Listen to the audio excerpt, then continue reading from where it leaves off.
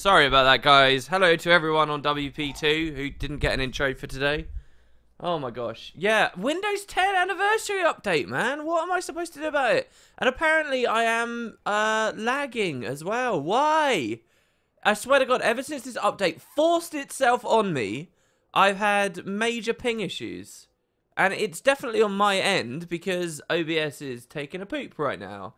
So let's lower the quality for today's stream, shall we? And then let's see if that improves things at all. So let's try something like, I don't know, let's drop it by about that much.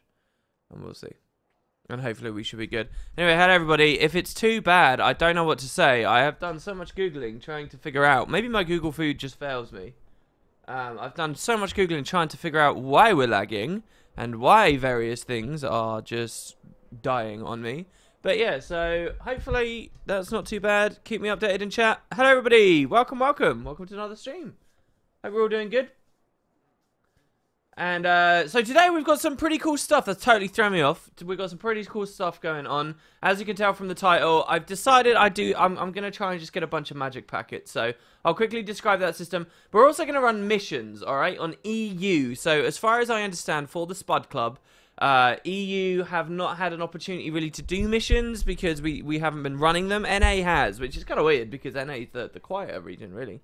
But, so I'm actually going to do it on stream. Now, the reason I'm going to do it on stream ties into what I've been doing this week. So I was going to do a video on the, what's it called? Twiki and blah, blah, blah. The MOA story that they're doing, like the lore stories that they're doing online that were designed at MomoCon and all of that stuff. But I've been basically digging in, writing a billion different scripts at the moment. So I told you guys a while ago, I watched some dude on YouTube who did this really comprehensive, it's still a work in progress, did a really comprehensive review of the Lost series, the TV series. It's a show called Rete Reviews Lost. And basically, he's done like 8 or 9 videos on it. Each one's like on a different season. But each one is like hours long, like over an hour long of like really, really, really grueling detail, like proper analysis of what exactly the hell is going on in that show and what was good about it, what was bad about it mostly. And I'm just kind of fumbling about on my map because I want something to do for a minute. So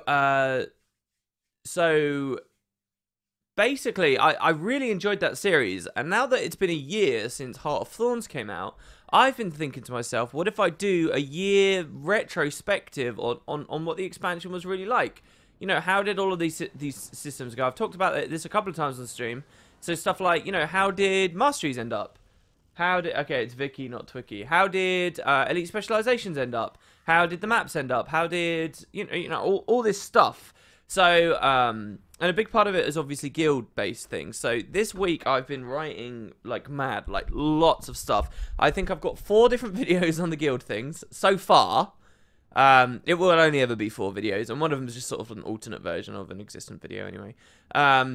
I've got like an introductory thing about the patches in general over the year, about population metrics, about you know, whether people should be waiting for sales with Heart of Thorns. I've got a video on masteries done, one on elite specializations done. I'm gonna have one on World versus World and PvP. I'm gonna have one. Oh, I don't know how I'm gonna handle World versus World at the moment. If I do World versus World, I'm gonna need to look into it quite a lot, so that I'm not talking shit, basically. But World vs. World is so hard to understand because no one in the community seems to have any consensus over what the fuck the game type needs. Get it together, guys. You've had 4 years. Figure it out. Alright, I'm only messing. But so, yeah, I don't know. There's another one as well, fractals and raids. But one of the things that I have done since Heart of Thorns came out that did change were the missions. And missions are kind of falling out of my head again. So, as in, like, I can't really remember how they all really function. So, today I want to do it, and it gives EU people an opportunity. We've also had the guild trader going on. So, I've got a squad already, guys. All you have to do is type what's on screen right now. Type /squad join lists to play missions with us. This is after, and I'm going to let you guys have got a bit of time to log in, to relax, to decide if you want to do this. Missions, generally, people don't get very excited by doing, so I'm expecting the squad to take ages. I'm going to put it that way. There we go. I'm expecting it to take ages for people to decide that they want to come in. But if you want to do the missions, that's what we're going to do. But first, we'll check out the magic packet. So I'll talk to you guys about that system. Oh, actually, no. Let me cap off another thing with the guild stuff first. So a bit of news. I broke my rule. I kind of lied to you guys. We're still ever so slightly dropping frames. Hold on. We're gonna lower the quality even more, guys. I'm sorry. Again, don't blame me. Blame Windows 10. Got to figure out what all this is. There we go. So I kind of lied to you. I told you we were gonna make all of our gold statues on streams. But then I got too excited when the Slothazor one came forward. So, Slothazor, woo! Check him out. He's right here. He's kind of the worst statue so far, actually. Wing 1, it was like, okay, Veil Guardian's alright. Gorseval's a badass statue. And then Sabbath is even better because she's got the little flame effect, so she wins. And then Wing 2 starts and we go like, oh, alright, Slothazor, he's just down there. You can barely even see him there. We'll brighten the screen a little bit for you guys. So yeah, anyway, we did manage to get him. We've started on Wing 2 basically now. I think we're actually kind of close to Tech as well. Is it Tech? There's the Morgemoth statue to get. There's the Gerent statue to get. There's a lot of statues to get, guys. A lot. But anyway, one of the reasons to do this is I want people to help out with the guild trader when we get lattices and stuff. So today is lattices. Lattices are built into a billion different things. On Monday, we're getting rid of the Halloween theme and we're going to the magical forest. And for that, we want lots of plants and stuff because otherwise you guys aren't going to be able to do anything really awesome. And one of the best plant trees of decorations there are, again, all of this stuff in an upcoming review, are the lattices. But these cost commendations, 3 each. And a lot of people are saying, oh, I don't have any commendations. I don't have any commendations. I don't have any. But commendations are really easy to get now, especially when you do a couple of missions. So that's what we're going to do. Again, I really don't like guild mission streams. No offense to anyone who does them, and I've done a lot of them in the past. I don't really like them because I think a lot of people, like active players, were sort of bored by missions. And like, how much flavor can you really put in there? And so on. But still. Alright, so Magic Packet. So basically, the 2 new maps both have a currency, which is Unbound Magic. Suggestions from Arena are that this currency will continue to be the currency across all future Living World Season 3 maps. So we're going to be playing with it for a while. And with this in mind, the devs added some syncs for it. One of the syncs is kind of like an interesting little gamble system. Now, I know most people really like the ecto gambling. And today I thought, hey, I've got a bunch of Unbound Magic, and though there's a lot of like pretty decent sinks here in Ember Bay, I figured I'd spend it all on these packets and see how things go. So right now we're collecting Unbound Magic, which we get obviously the benefit of immediately, but also it's ticking up our daily, our Ember Bay daily, and then once we get that, we'll get even more, and that's because we'll get an item called Petrified Wood. So Petrified Wood you can salvage into more Unbound Magic, or you can vendor it for gold, or you can trade it at various heart NPCs for cool items. But the thing is, as much as I've applauded ArenaNet for their heart rewards on this particular map, which I think are really good, I really do, as much as I've applauded them for it, I've not bought anything. Like, none of it. I've not bought any of the minis. Wasn't there like a... Oh, I did. Well, when I was first exploring, I bought like that little new summon that you can get. But I mean, then that's just a consumable that I don't have anymore. I've just not bothered with a lot of it. So I don't really know what to make of it. But right now, I'm kind of just saying, all right, I'll ignore all of it and I won't go for anything. I've got over a stack of petrified wood right now, guys, which we're about to salvage. Does anyone in chat want to convince me otherwise? Is there anything I can actually get with that stack of petrified wood that I'll regret having to farm for later? Just anything. Let me know. Benji says, I thought it was awesome that Unbound Magic was added to the anomaly events where they explode. Yeah, I think that's awesome too, Benji. I think that's so cool. I think that's one of the better things they did, and they should do a lot more. Because, like, I've complained about auto loot, and I complained about auto loot a little bit in this review as well. I don't like auto loot. I don't like what it boils the gameplay down to. I don't like it. I really don't like it. I mean, I use it, and I see why. I see what's positive about it, but I also think there's more negative about it than good in the long run that most players would never really consider.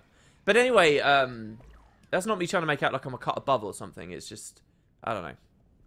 People always take a short-term benefit over a long-term one, and that's not always a good thing. But so, Yeah, I think that that's a good like solution to the system. What auto loot does, well, I don't like it. What it does is it takes away the feeling of actually looting, right? Like that feeling of actually wandering over to a chest, opening it up, and having the moment where you're like, come on, come on, come on, and then you press F, and it's like, yes, the RNG gods love me, or more likely, the RNG gods hate you, right? Like, it gives you these good moments. It is gameplay. It's a part of the experience. It's the ups and the downs. It paces things. Like, you kill the boss, then you take your second to loot or whatever. And, you know, you can see in some genres, it's a powerful thing. Look at games like Torchlight and Diablo 3, right? Like, you kill a boss and it explodes loot all over the floor that then you get to run around grabbing. And you just don't get that in Guild Wars 2, except what they did with the leyline thing. With the leyline magic exploding around, they're bringing a little bit of that back, even though auto loot exists, and that's what I love about it. I think it's really cool.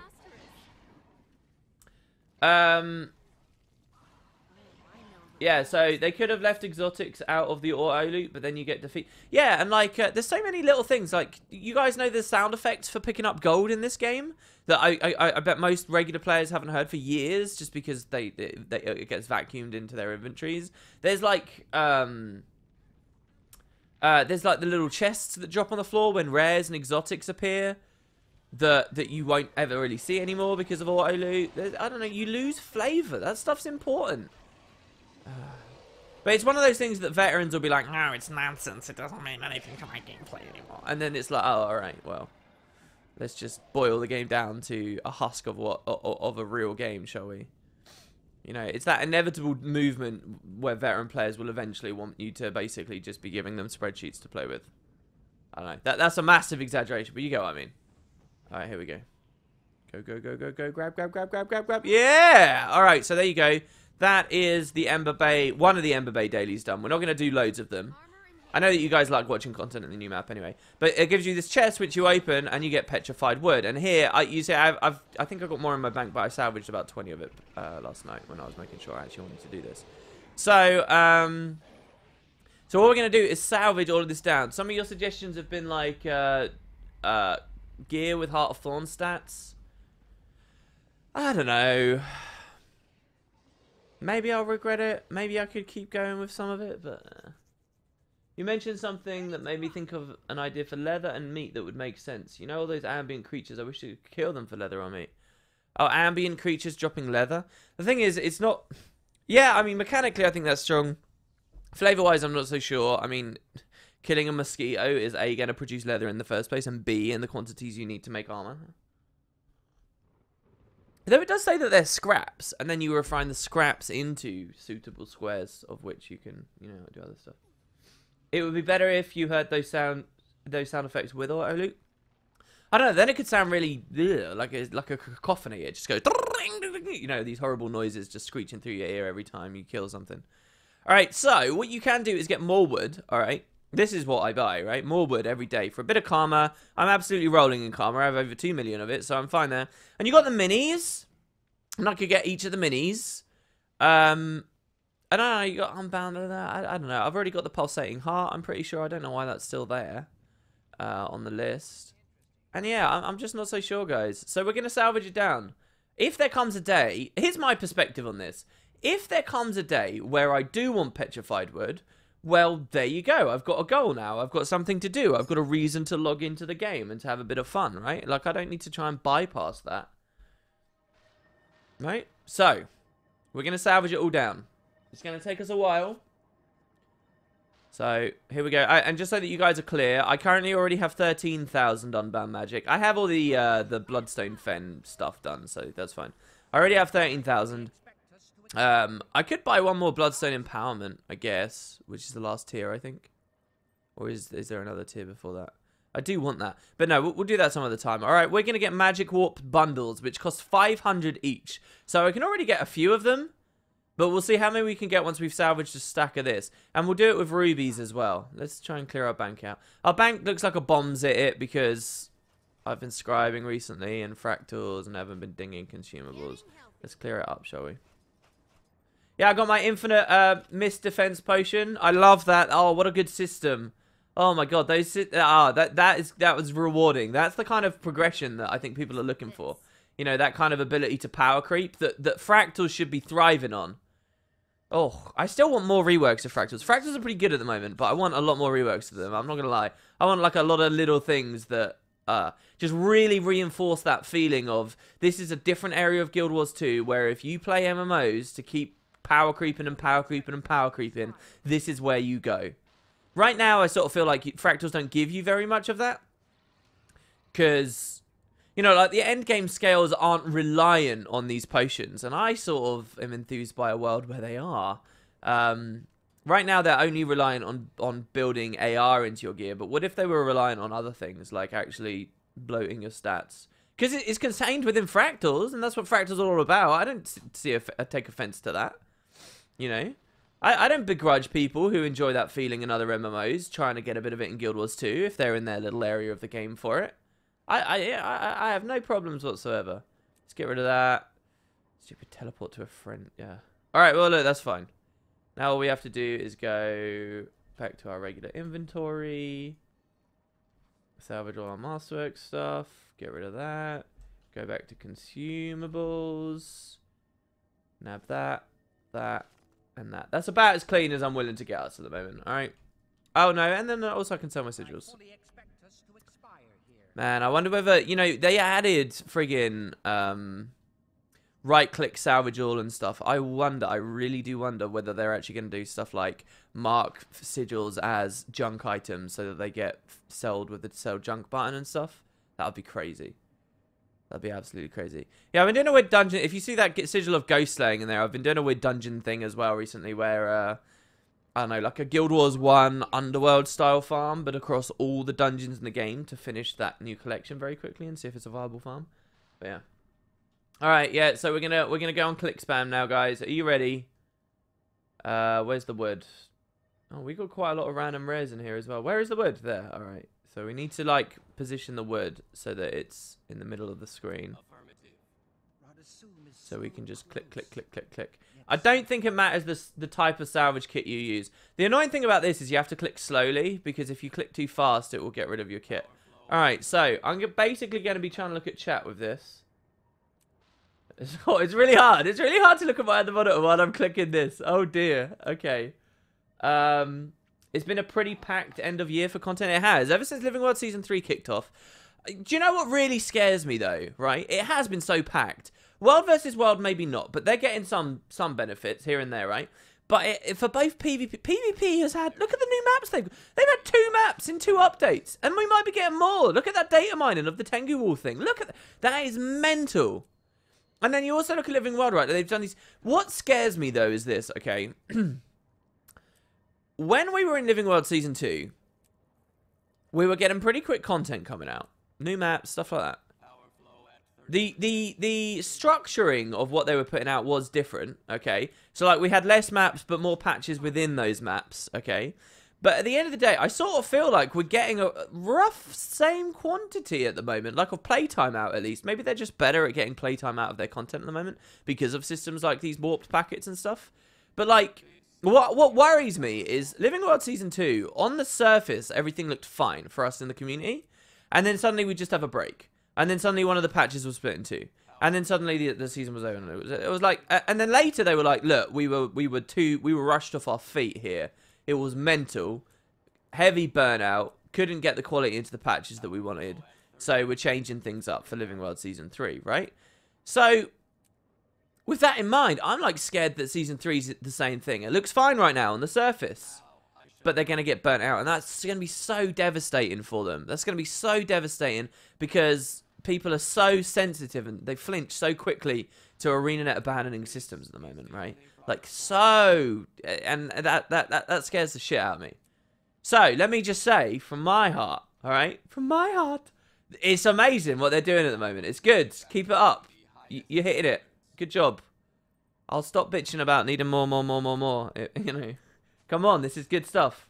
Especially, I mean, obviously a lot more effort's going into the PvE side stuff, but especially on the PvP, right? Oh my god. If they continue doing new maps like they are? Do we know when does the stream for the Tournament of Legends start? No, I don't really know. I haven't been following it. I saw there was a post on Reddit about it going on. but I'm not really sure. I'm not overlapping with that stream, am I? I hope I'm not. I try to not overlap with the PvP streams. I'd feel bad about doing that. What's up, Will Hawkins? Welcome to the stream. What was I talking about? The Endless one? I was talking about this down here. The Infinite Mist Defensive Potion. So what this does is it gives you 25% flat reduced damage coming in on you. That's a huge modifier.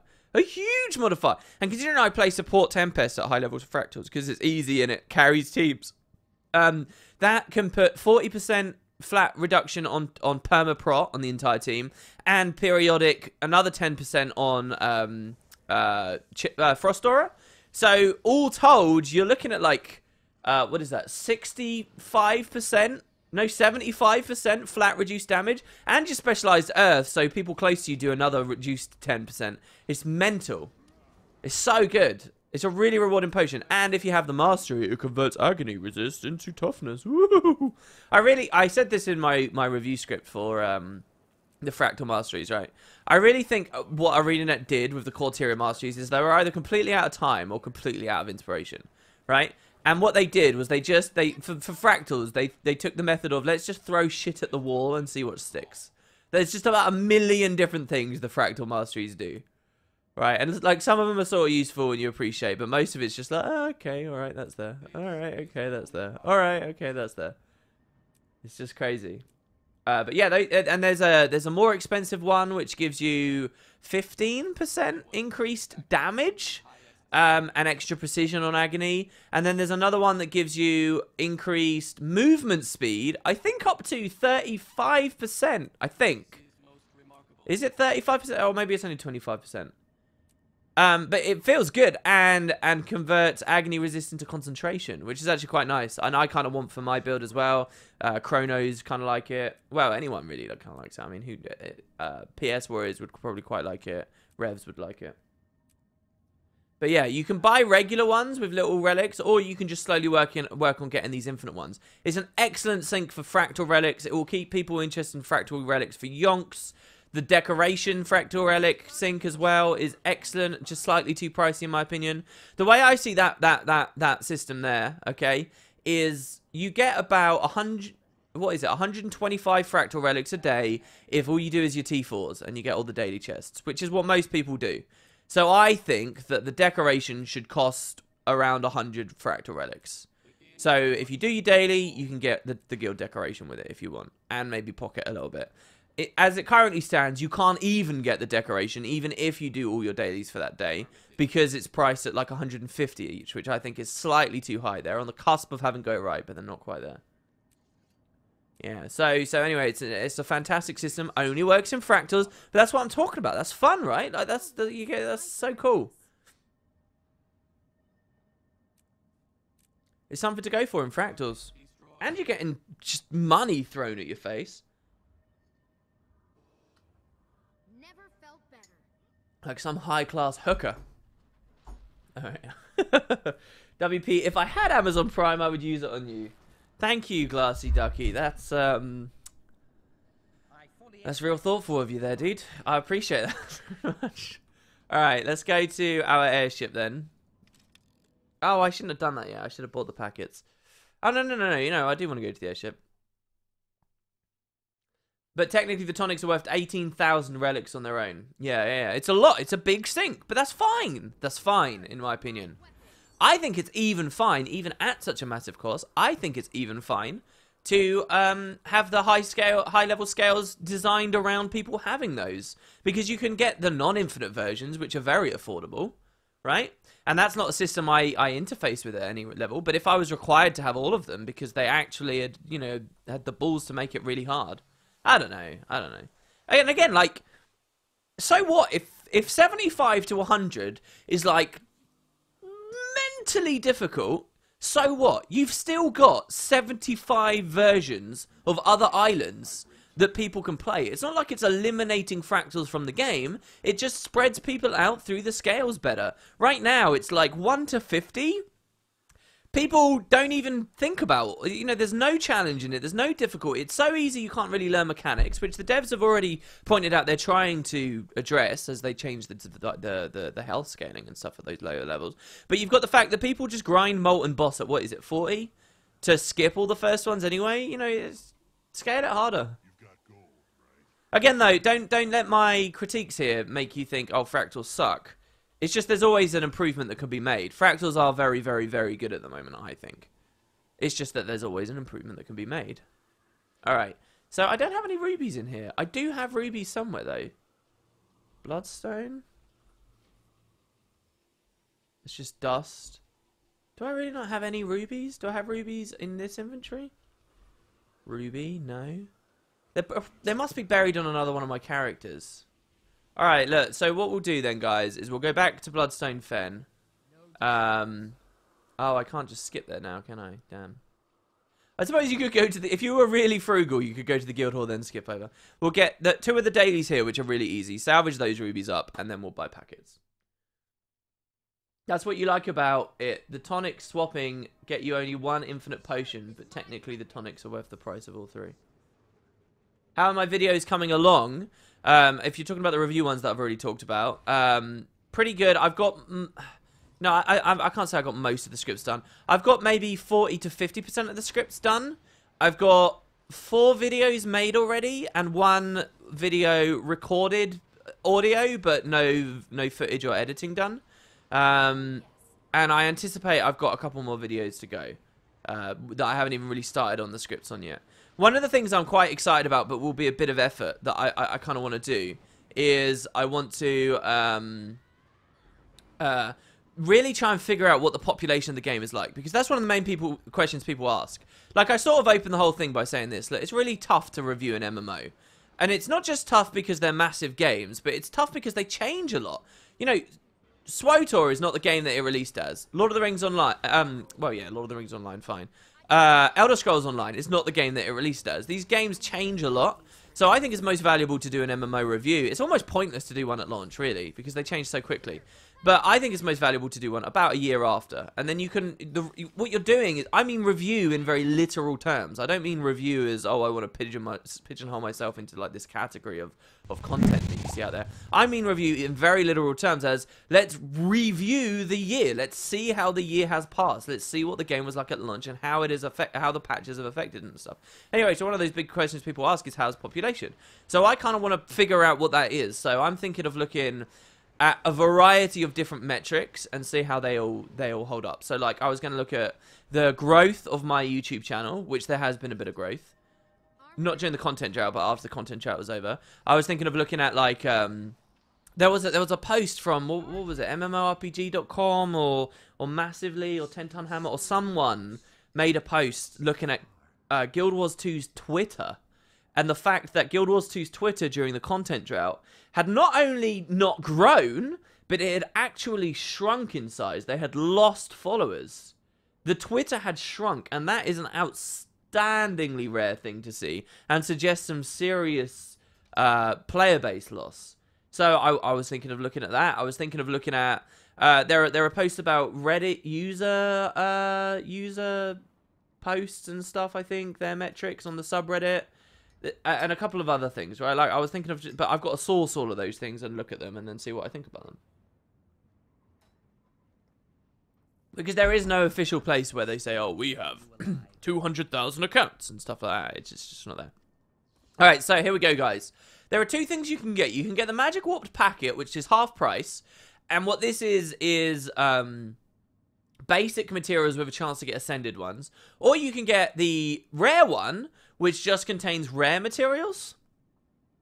So what I'm going to go for is the green one, because I want the shot at the Ascended ones. Because if you get, for example, basically the big roll here, the gamble is, alright, an Elonian leather square, which is over 10 gold a pop for each one we find. So we're gambling on this. I'm pretty sure this is it. I've never done this before. This is what we want, right? Anyone who's gambled on these before, it's not the rare ones, right? The rare ones, like, you're gambling for, you just roll. It's almost like rolling clovers in the forge, almost, I think. Yeah, NC Soft earning reports, the quarterly 3 earnings, yes, stuff like that.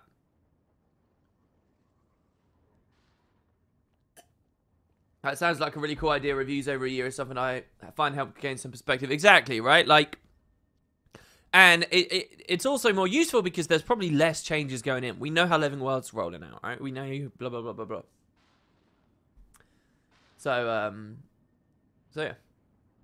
And, you know, there's a lot of pre-release stuff that they talk about. I'm just waiting for someone to confirm that it's the green ones we do after the stream delay.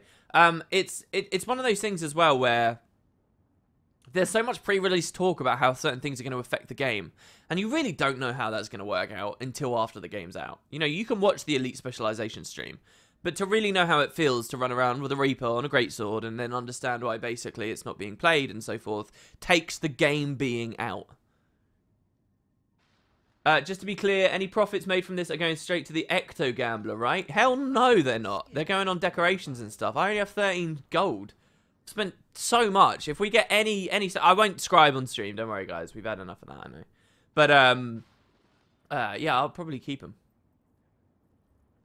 I regret not taking you up ages ago, Fingerlights, on the offer to you know, just get hundreds of gold in and Ecto Gamble with it.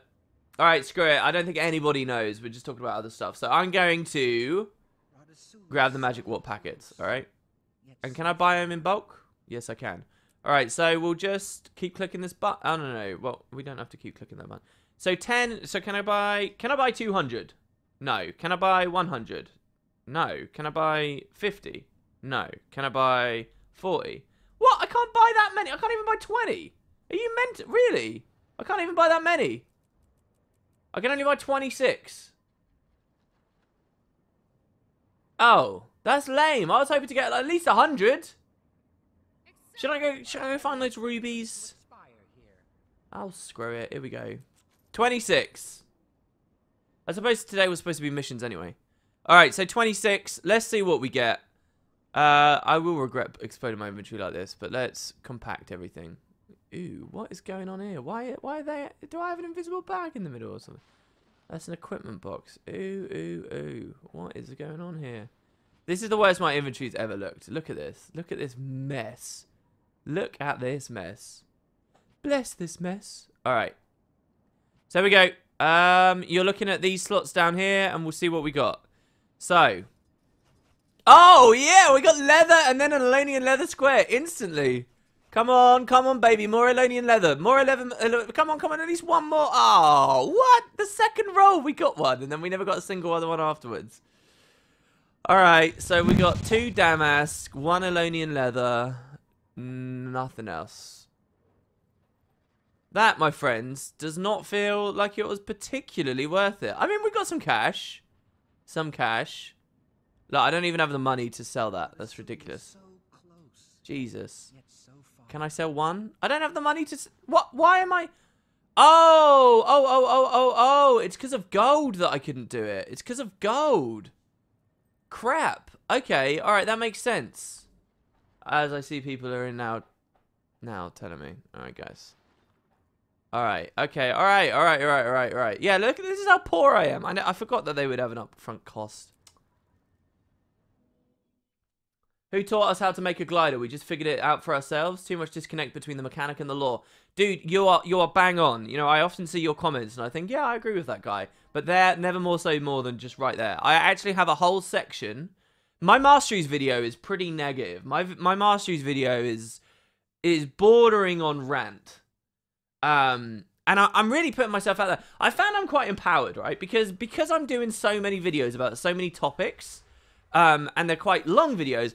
Usually when I'm doing something, if I've got sort of a controversial opinion, okay? So, for example, one of my controversial opinions that I would consider a controversial opinion is this. I think that account bound masteries were a mistake. I think they should have been character bound the whole time. I think it's ludicrous that you'd put such a system as account bound. I really think it's dumb as one of the stupidest things that I've seen them do. I really and I tried to justify that in the video. Right, an opinion like that is sort of a controversial one because a lot of other people are like, no, I don't want to grind. I want it to be account bound, right? And that's fair enough if you're in that camp or whatever, right? So normally, if I was just doing a video, I wouldn't have the balls to talk about that, right? I wouldn't really have the balls to go out there and say, yeah, this is stupid. But because I'm talking about so many different things, I've just spoken as purely as I possibly can. I've said everything that I feel about that. I've said about this. I've said about this. I've just said everything that I can. And so, yeah, that's made it in. So a big part of my masteries video, I'm talking about why I think that character-bound masteries were so much more important. And a part of that reasoning is...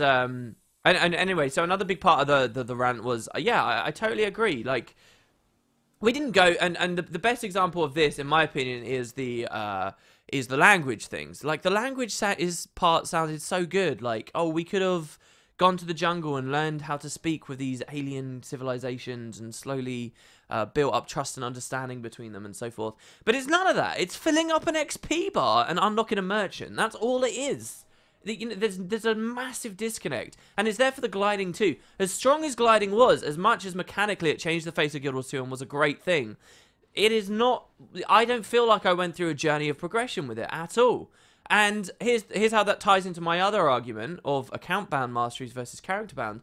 You know, there is a little bit of lore here. When you are clicking the masteries, when you are first learning the masteries, there is a little tooltip there that says...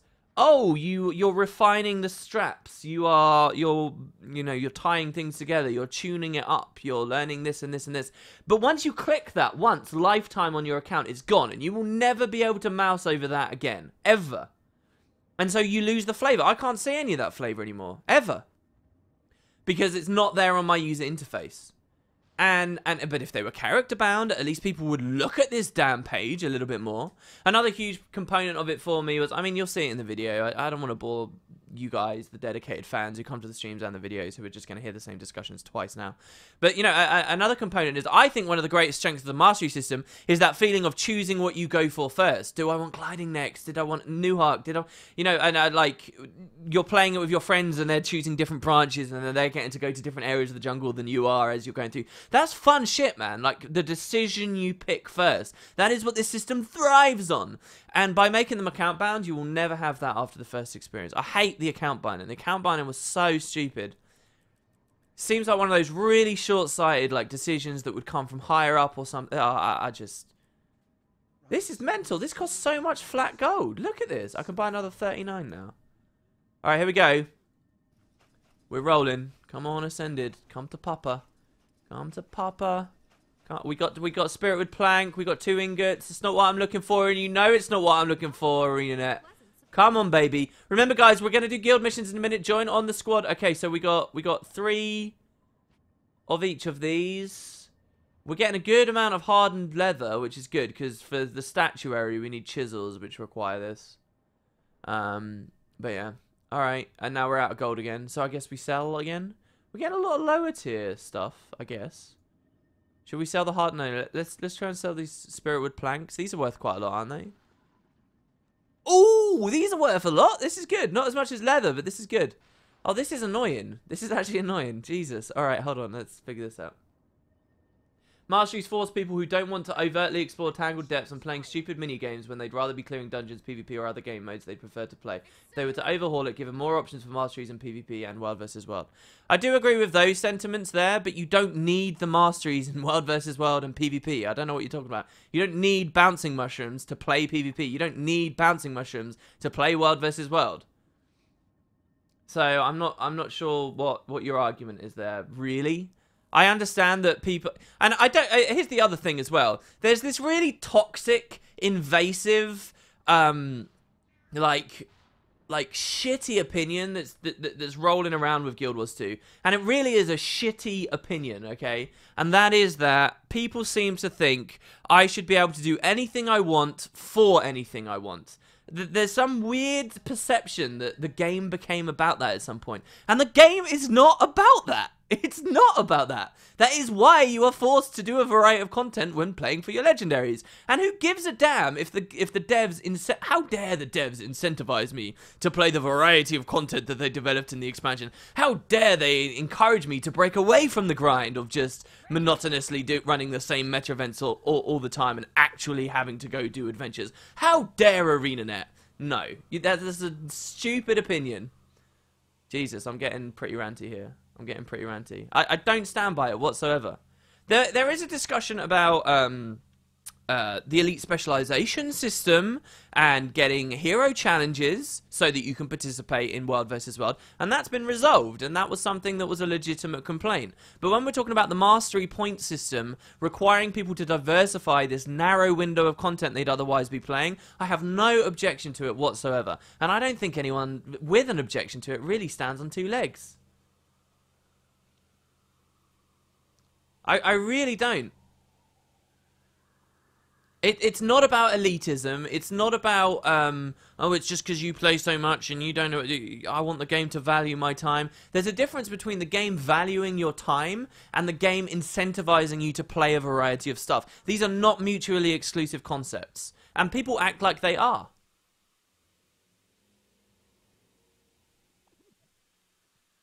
Again, all of that discussion, that rant I get there, doesn't just come from your one comment there in chat. It's sort of a variety of things. That mode of thought has been appearing in other games as well. You know, people have got this weird cognitive dissonance that they don't want grindy games, but then when they're given a game, like, you know, like it's when, you know, and it's not that new either, by the way. You look at, like, ages back when they nerfed COF. Right, like they nerfed COF Path 1 grinding. Path 1. They nerfed it and people flipped their shit, right?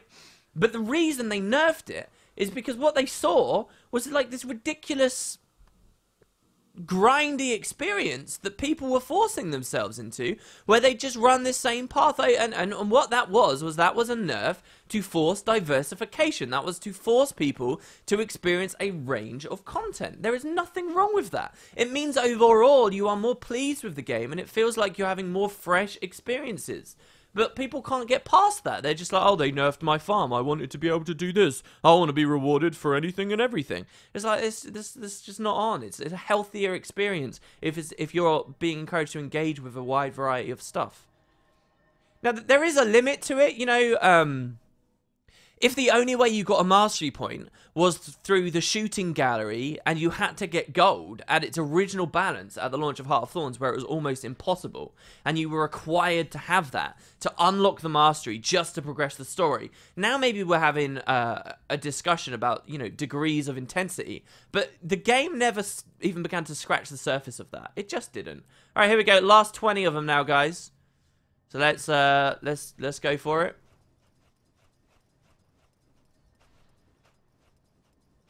Oh, we're getting some walls of text coming up in Twitch chat now.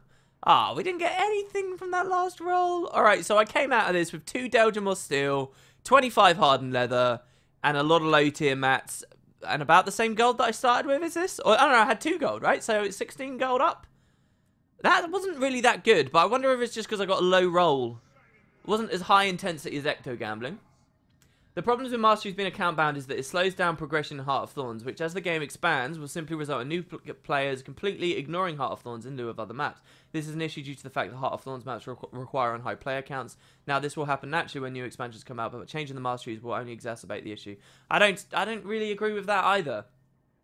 See, here's the other thing I would say to the idea. The main argument you get in response to make them character bound is people say, oh, I don't want to have to grind the masteries. I don't want to have to do it over and over and over again. But my main argument against this, okay, is what you're doing there when you take, and this is, I'm basically spitballing the script right now, okay, of the review. So you're going to hear me say this twice.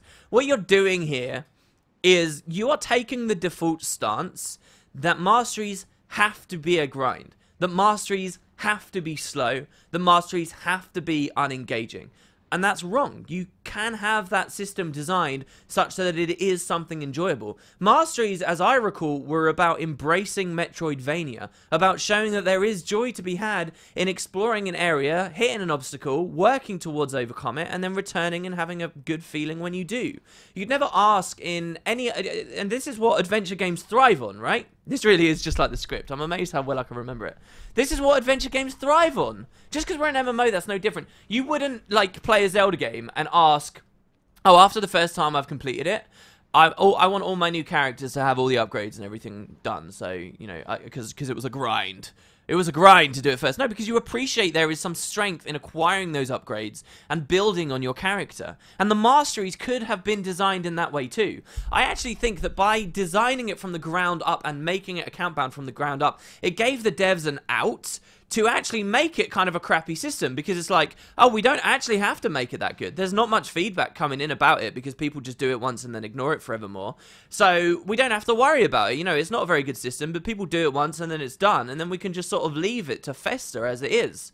However, if it was character bound, if they had built a good system and weren't scared to have their community interface with it, all right, then you could have actually had something strong that did define Guild Wars 2's endgame progression, that did build on it. You know, the analogy that this is like our replacement for leveling new characters, right? If you take that forward, that's like saying, all right, they're going to release a World of Warcraft expansion, increase the level cap, and once you get it on one toon, it's just leveled all of your toons to max, because, hey, we don't want you to have to grind through that again. It's like saying from the outset, look, we're adding grind. It's mind-numbing to me. It's so incompatible. But don't you realize, if there is an XP bar and a max rank, I have to do the most tedious thing possible. Yeah, it's like in we'll do missions in a second, guys. Please join the squad. The more of us, the more fun this will be. It's like when HOT came out and people were out here at Jacket Itzel just running around the spiders constantly. I mean, there is something to say, look, if people enjoy it, then they enjoy, you know, doing the tedium. And I think that's where my arguments fall down a little bit more. You know, I don't really have a great response to that. But I'd also say that if you're a player that enjoys the most mind-numbing, grindy stuff possible, like running around killing the spiders constantly, if you are that player, I would actually say you, more than anyone else, are incompatible with Guild Wars 2. That's where you're incompatible with Guild Wars 2's ideas. Guild Wars 2 was not about rewarding anyone for anything. Guild Wars 2 was about eliminating that feeling of mandatory grind and you know, a component of the definition of grind. The definition of grind is going to be different for everyone, and it's almost a non-starter discussion. But a big component of it has to be that idea of something that is repetitive. Okay, and to the point of boredom, and really, I mean that's where it becomes in the individual, because boredom. Maybe you're not bored running COFP1 over and over and over again. Remember, this is EU, guys, EU missions. I left out a Spiritwood at the top in my bank, did I? God, my bag is such a mess. It's ridiculous. Alright guys, so we're going to do missions. Again, this is actually for the review. I just want to get a good feeling for how missions run. So we're going to go through the roster, and we'll just see how we go. So, oh, no, the stream really won't change much. We can keep ranting and raving about bollocks. So, the guild's actually already finished the trek, and I've already got my personal reward, but I will pop it anyway for everyone. So here we go. This is the first trek. This is one of the places I actually think Heart of Thorns did really well, because it, the treks really ran before HOT, as far as I remember. So this is the mission whereby it's going to give you a bunch of random places with a cryptic clue and a screenshot of where that is, and you're going to have to figure out how to get to all of them within a time limit.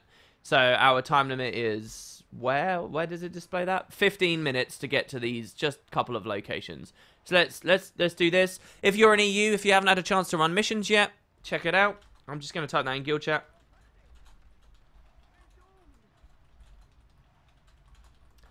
There are spaces for the guild, guys. I cleaned up 10 more slots before we started streaming. So if you whisper me in game, if you want to come, if you want to be in the squad, if you want to join, just send me a whisper. I've already had 3 people, 4 people, 5 people. So there's 5 slots left.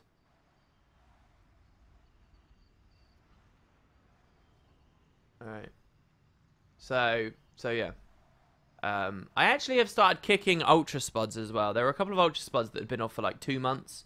And I feel like at that point, if you've not playing the game for 2 months, you might not even be, you know, on the website. Obviously, if any of those people want it back, they just have to whisper me, and hopefully people don't get too offended by that. The rule was I would never kick Ultra Spuds, but it's so tight at the moment. It's so difficult.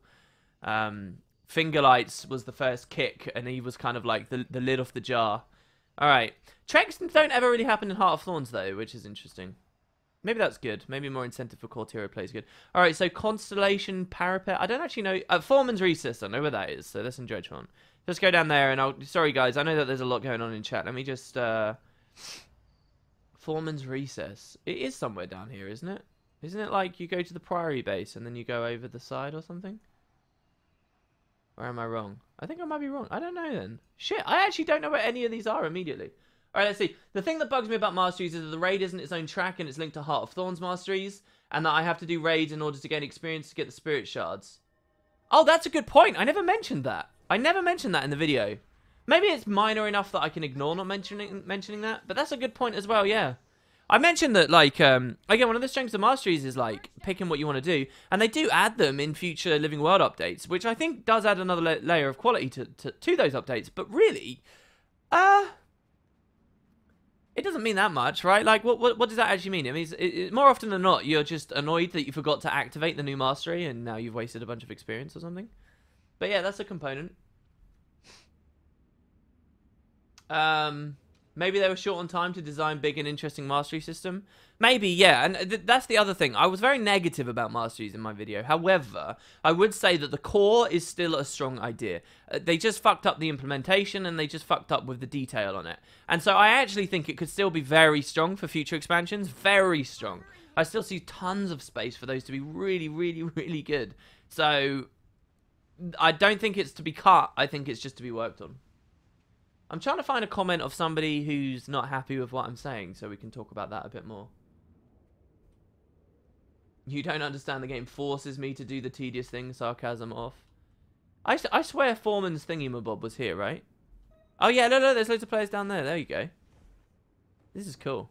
I like this.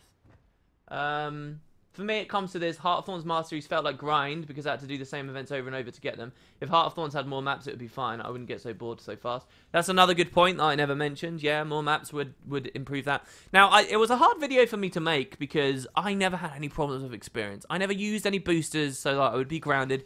I never had any problems with experience or points. But I'm quite completionist. I'm quite into the franchise. I do it quite slowly.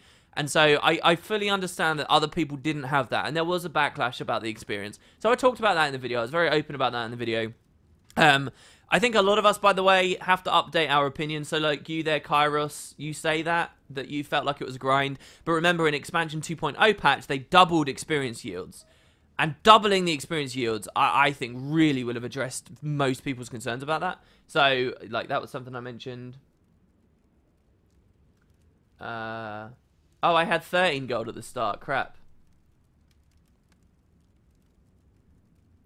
Yeah, so Protoss Boss's comment earlier about it slowing down progression. And I'm not sure whether it will really exacerbate the issue. Yeah, player count will go down, but, you know, you can get around that in other ways. You can make metas and things scale to be a little bit lower. You can do a lot of different things. Alright, so anyway, that's one of our check locations done. Someone got Hawkeye Perch. Someone got the Cathedral's Cavity. The Constellation... Port Mat's Promontory. I know where that is, alright? So let's go quickly nab that. You know, I think that idea of player counts going down and there's very big event-driven maps is a bit of a problem. But if Masteries were character bound, you're actually delaying that inevitability by quite a sincere amount. Because now, forevermore, people will continue to be invested far more heavily in those maps and exploring those maps and doing those adventures and stuff. Because it's now a renewable, infinite system. Right now, it's got a shelf life on it, and a very short one. It was something I did a year ago, and now, you know, I have barely any consideration of anymore. I have a few great memories about it, but that, you know, that's it. If Masteries were character bound, and they can be way less grindy at that, right? Like, they can be way quicker to get as a result of that. Oh, we actually have to do the maths puzzle, though. Shit. I'm going to try and cheese this. I'm just, because maths. Ugh. That guy can try and do that, and good luck to you, my friend. But I'm going to try and cheese it.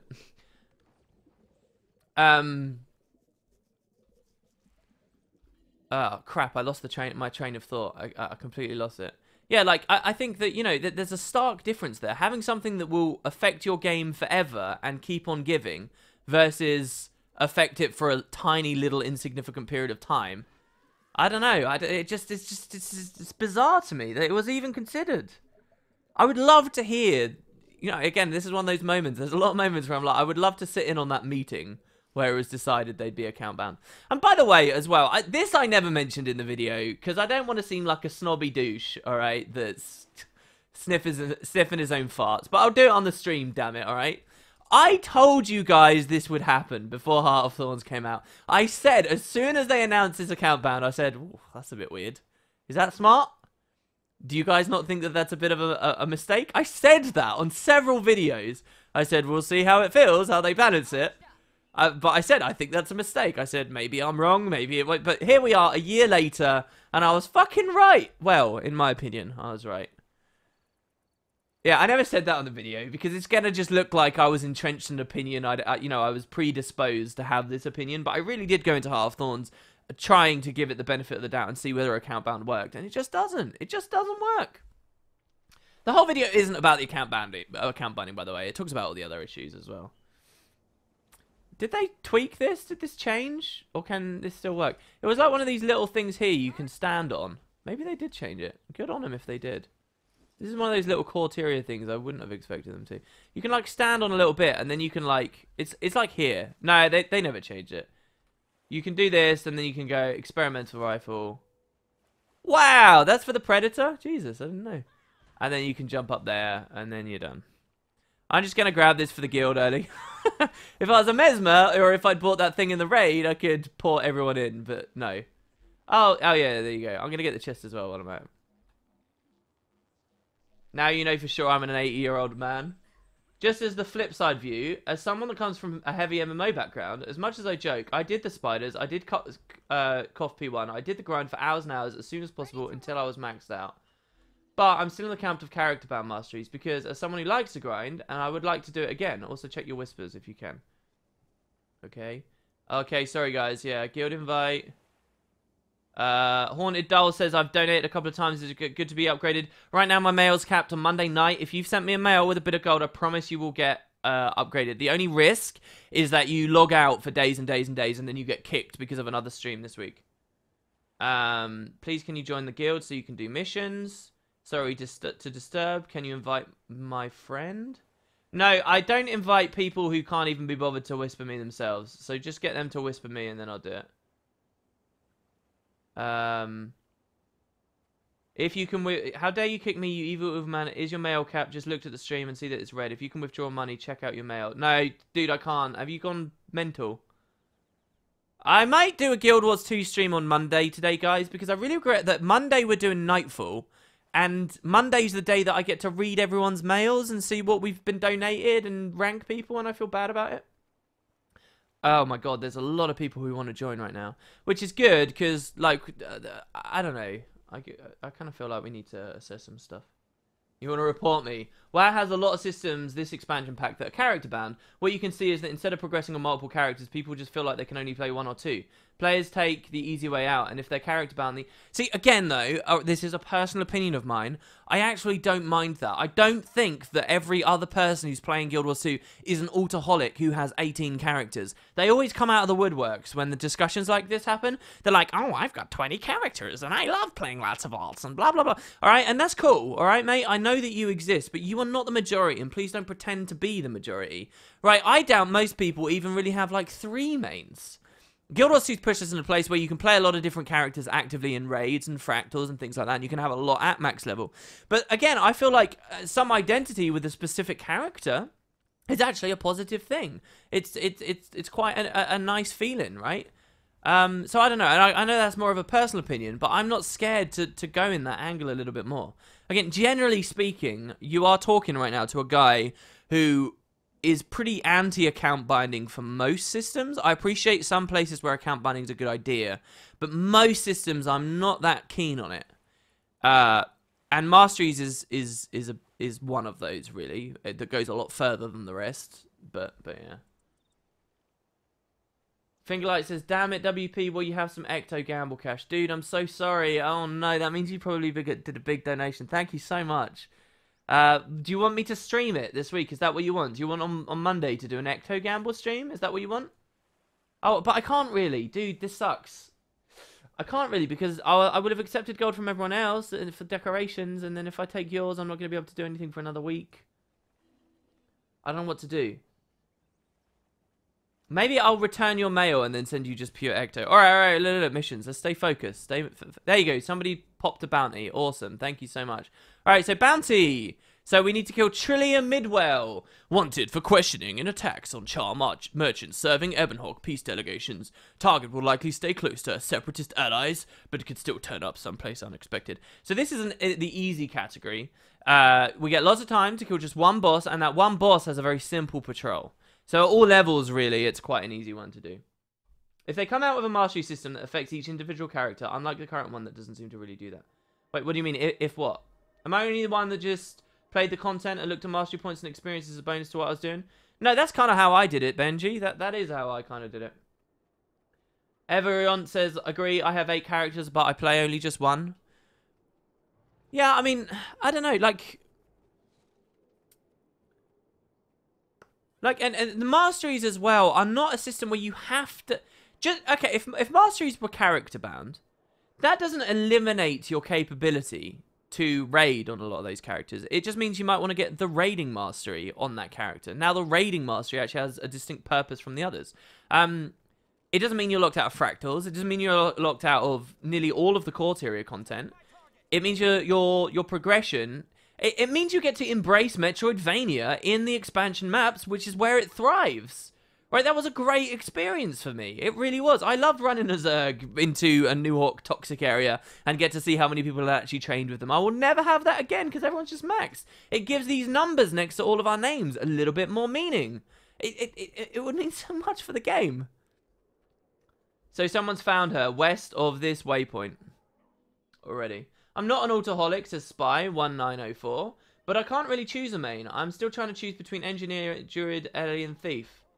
Right, and you could do that even if Masteries were character bound, right? You can choose a main without having to rely on those 4 maps. You can do that. And even in a theoretical expansion where they had 15 maps, all with Masteries associated with them, and it's character bound, you could still choose a main and decide. There's 80 levels worth of progression.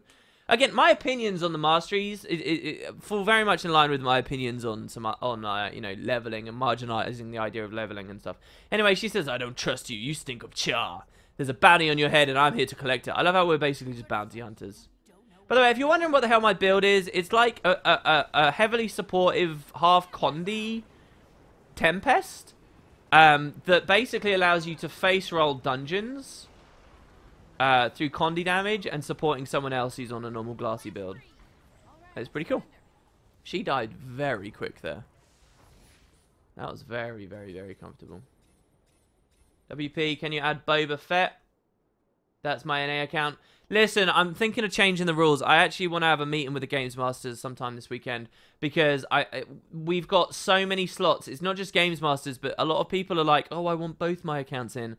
I'm sorry, but like, I just don't know whether that's fair that one person takes 2 slots when so many of them are so hotly contested.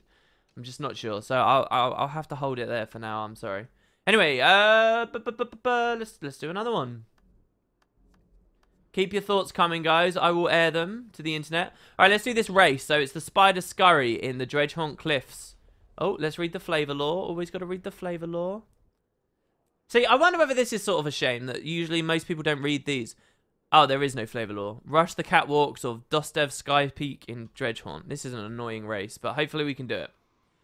So again, this is the easy category. So what that means is we don't actually have to get too many people through the race to complete it.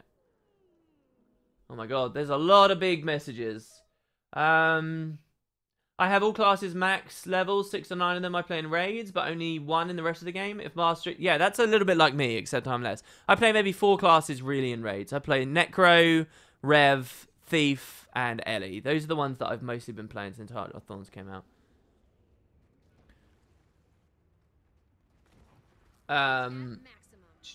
I've lost your comment now. If Mastery to be character bound, I would not get ley lines on all of them for raid. That's true. Ley lines been in raid, but you have to understand that if it had been built from the ground up to be like this, I sincerely doubt that they would have required ley lines of you in the raid.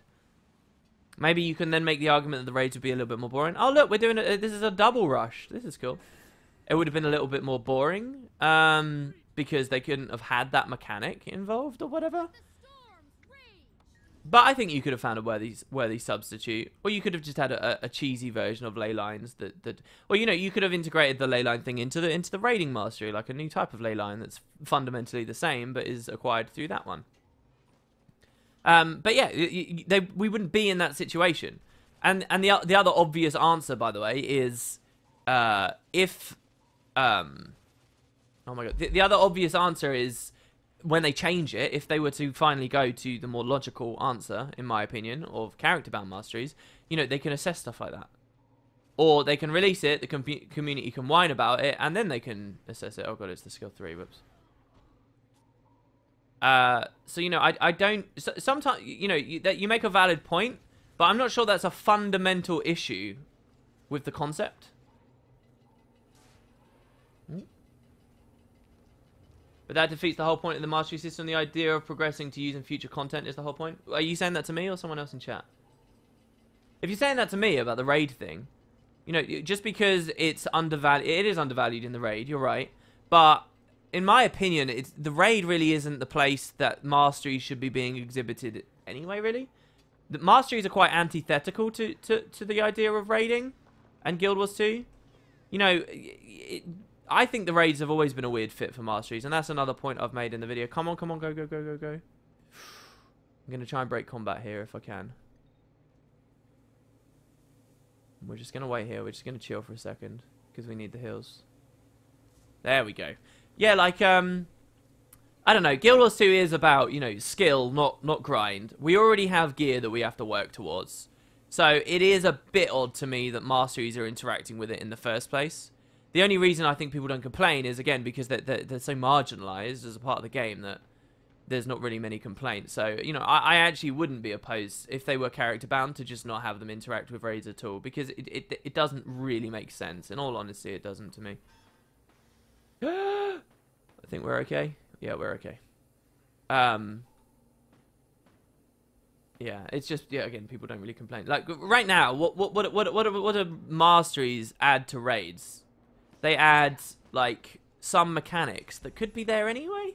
And, the idea that, oh, when we're in our progression, it's a bit harder because we've got more mechanics that we have to deal with or less advantages for us, immediately is a bit weird. Why are you making it harder for people in progression than people who are expert at it already? That's already a bit strange to me and doesn't seem quite right.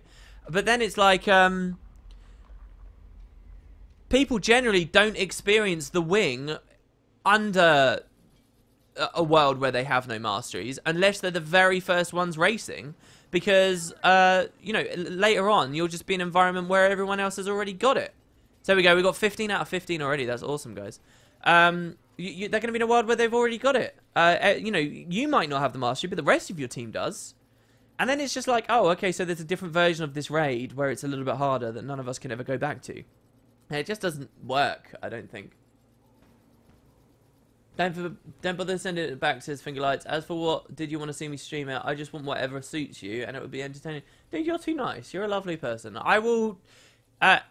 I'll probably return it, and then if you want to send me actual Ecto, I will gamble with the actual Ecto of whatever it is, because then I can accept the items without it interfering with mail cap, which I can use on decorations and stuff. If you do that, we got a deal.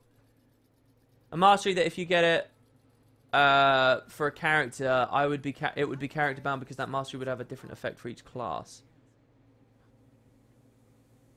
What do you mean?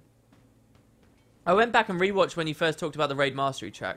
I meant that in order to unlock the raid mastery track, you have to beat a boss in the raid, and if you have not done so yet, every other mastery is unlocked in the Heart of Thorns track. You do not gain a single experience point in any of the Heart of Thorns maps to gain the spirit shards. This is what bugs me. Oh, I see. Yeah, I missed your point slightly there then. That is quite curious. I have to actually click to end it now, don't I? So we got the 15 out of 15. I'll give it like a couple more minutes in case any more spiders are actually running, because I don't want them to... Actually, I'll tell you what. We'll end the mission early, give my guild credit, and then I'll just re-pop it for the spiders who are still running. So you guys can go ahead with that. Yeah, I missed your point slightly there then. Yeah. Well, now we are rethinking the mastery system. I have to say, I don't like this system at all. The masteries are interesting, especially gliding, but the way we obtain them is terrible. What's terrible about it? I don't see what's so terrible. What, you just don't like experience as a mechanic? I'd suggest maybe playing ESO, which has embraced that idea and removed the idea of leveling altogether. So did we actually get credit for finishing that yet? What happened there? Yeah, we did. We got guild credit. Okay, cool. So now we're on to mediums. So we're going to do the medium trek, which again, the guild's already finished. And I already have personal rewards. But it's the same thing, it's just harder now. So we've got more places to go to. And a slightly more time, but a lot more places. So I'm going to go to... the Tower of Tribulation. That sounds like it's probably in Tribulation Rift, which is in this map, isn't it? The Tribulation Caverns. Yeah. Do you ever get bored on Ellie? Sometimes, but I find that I can play enough different builds. I don't really think about the character I'm playing that much, really. I think more my focus is on the content itself. I get bored by the content more than I get bored by the class. You'd remove experience and implement a collection that is required to unlock the mastery. Well, that's just an extension on the idea of needing points to unlock it in the first place. What they've done is they've almost got your collection. Imagine a collection that says you need to do this adventure, this achievement, this one, right? And there you go. That's sort of what they got. That's what the points do. Collections encourage you to do a variety of content, and the points encourage you to do a variety of content. It's just that on the end of that, they've also said, here, experience gets to have a use too.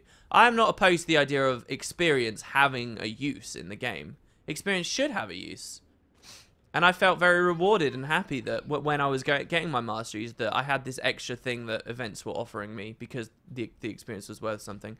I don't see what the great objection is to the way we get them.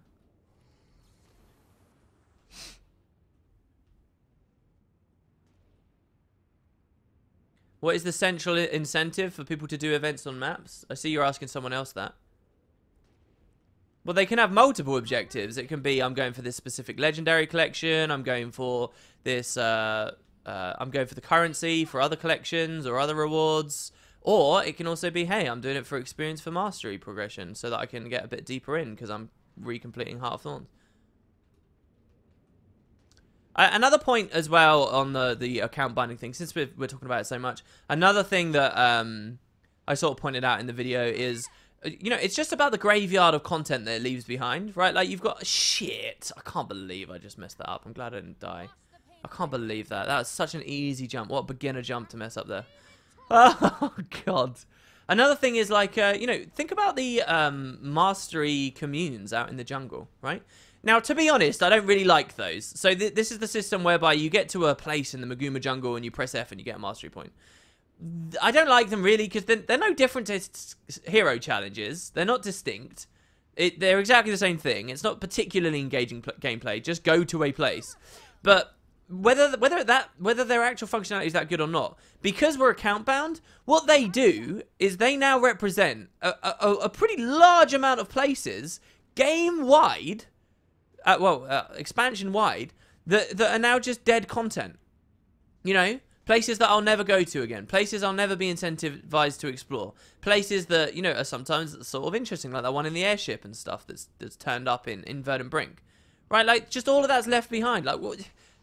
It's just not smart on any level. It's not. It doesn't add enough to the player's experience of the game.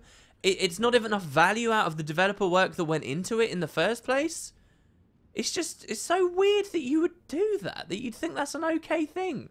I feel sorry, honestly, for the UI designers that thought up the little bits of text that went into this, and the people that put those mastery points and stuff in the game. Because it's just nothing. We don't even have an option of resetting masteries, right? They didn't even consider giving us an option for it. I mean, what does that say about their confidence in the system? I don't know. I don't know the logic. Well, no, I know the logic. I know what the logic is. They sat there and they said to themselves, oh, the players would really like if they're account bound. Yeah, let's make them account bound. That'll be the nice thing to do. And then they never thought any further. Nobody turned around and said, hold on. What about A, B, C, D, E, F, and G? They were just like, yeah, this is cool. Happy friend times. I don't know. Alright, I'm gonna stop. I'm gonna stop. I'm getting a bit too toxic. Basically, if you get the mastery on an Ellie, you would get some sort of bonus, some kind of stat or special trait. But if it was on a warrior, for example, it would be something similar. Alright, well that's a nice idea, but I don't think it's necessary. I see what you mean. Yeah, that would be a nice extension to the idea of character bound masteries. And then that would make it feel a little bit better when you're redoing it on a new tune. Yeah, I see that. Add a little bit more flavour in there. So you'd have like the Elementalist Heart of Thorns mastery or something. But I mean, I feel like you're encroaching on the design space of elite specializations there. Anyway, we were going for the trek, right? So am I? Oh, it was on the tower over there. Shit, look at that. It's over there. And I didn't actually get it. I wasn't even. I got distracted. I just started doing the thing. I think it'd be a very cool challenge thing for the masteries. It doesn't have to be a jumping puzzle. I mean, when you're making suggestions and stuff, guys, I think you've really got to balance ideas with like implementation time as well as everything else, right? Like I think we can all sit here and wax poetic about these incredible, you know, really involved deep systems, but it's a balance, right? Like if you're putting too much detail into the mastery system, you're taking detail away from other systems, and you've got to want to. I'm sorry for activating that before you got here, dude. I feel really bad for my guildie there who wouldn't get personal credit. I already had personal credit on this mission. I just stole it from him. I'm a douchebag. I'm so sorry. All right, well, what is left? Mina's target shootout. That one's really easy to do. Let's go there. Sorry to the guildies who came with me on this one. I'm really sorry. Here, come to the commons waypoint so we can get this. Maybe you could reset a track on a character to get some sort of bonus. In my opinion, that's not enough, really. It's not enough to just give the people the option of restarting. And that's the main... I guarantee you guys, when I do that video, that will be the main thing I think people will say. Oh, we should just have an option. Having the option is always the best thing. I don't think that more options is always the best thing. And I don't think an option without incentive to use it is smart design either. I think somebody just nicked this. All right, they did it just as we got here. I don't think that's always the answer. I think that's your sort of happy-go-lucky, blunt response you usually get. Restless Footings. Where is Restless Footings? What is that? That looks like underwater somewhere, but it's called Restless Footings. So maybe that's like a... Oh, Restless Depths, a crate thing, right? Where's the Restless Depths? Is that in the Timberline? No, that's Nomno Lake. Is this Restless Depths? No, that's the Maya Sea. Oh, no. Oh, my God. Restless Deeps. That's crazy. I actually knew the name of a POI. We've got someone there already, so it looks like that mission's done. I found myself going back to VB to do some extra T4s or doing some TD events to earn more experience. I think that's a big success of the mastery system. It drove people to complete events in a way that was really cool. I agree too. And they've got lots of ways to do that. Again, like maybe you want to finish a lot of the other collections, but that was a very obvious and strong way that it worked. I think having the option actually ruins it. Either everyone has it account bound or nobody. Why do you say it ruins it? I mean, I don't think I'd go that far. I just don't think... You know, like, this is sort of not a very fitting example, but look at the personal story, right? Like, we all have the option of redoing the personal story on a new tune. Does that mean we do it? No. Because there's no incentive. Because, you know, the packed weapons or whatever they are at the end aren't you know, rare enough, or the TP, or they're not good enough looking and stuff like that. Players unlocking specializations on different characters will have to complete Heart of Thorns maps, so it's not a complete waste. You're right. I'm not saying there is no incentive to return to those maps. There's obviously tons of incentive to return to those maps, but it doesn't mean that you can't have more. And it doesn't mean that they haven't arbitrarily killed one of their best ones. I feel bad. A lot of people are talking about it in chat, but I can also imagine a lot of people watching the VOD right now bored by the fact we're still going on about this. Because they just don't care about masteries too much. Man, I'm hungry suddenly. Alright, well, let's go to the next... The trek is still active? Is this guy not dinged it yet? Oh, he did. Restless Footings. What are we missing then? Oh, there we go. It's done. Cool. Alright, so now a bounty. This is the first time I'm going to get a personal reward, I think. Oh, no, I think I got one for the race as well. So a bounty, guys. This time we have to kill 3 bosses. I'm going to start on Poobadoo. This is when we used to run a couple more of these things in the old days. and the stream views took massive dips because of it, because let's face it, missions are kind of boring. This is, we would sometimes fail at this. There is a tag up. That's not where Poopydoo is. There is a player. I bet he's just looking around. So Poopydoo patrols around in this lake somewhere. So Poopydoo's the first one we'll do, guys. I think having the option would deflect a lot of hate from people. See, here's the thing, though, as well. I actually don't see much hate. We're talking about here on this Wooden Potato stream because Wooden Potatoes gets super into arbitrary stuff everyone else has ceased caring about, all right? Like, let's face it, right? Nobody talks about the mastery system. Again, it was here a year ago. It's done. Like, nobody cares. Nobody sees the potential in some of this stuff. Nobody cares about, you know, a lot of things that I still go on about, like the personal story. I actually don't think they get that much hate. I actually don't think there's much push for an option to be there. I think most people do take that very blunt, oh, I only had to do it once, yay, and then sort of cease to realize where improvements to the game can be made, because it's not my job to think about it either, but you know, they don't really care enough. Do I have my OBS settings anywhere online? No, I do 720p 60, 3,500 kilobytes per second. Kilobits, sorry. Except today we're actually doing a lot less because for some reason I'm lagging, so we're only at 2,500. I mean, if you're talking about my overlays and stuff, I don't know why you'd want that.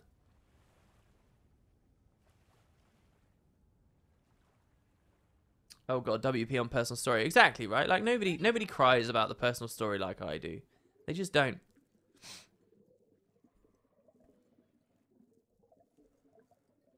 Yeah, we have to do all three of these.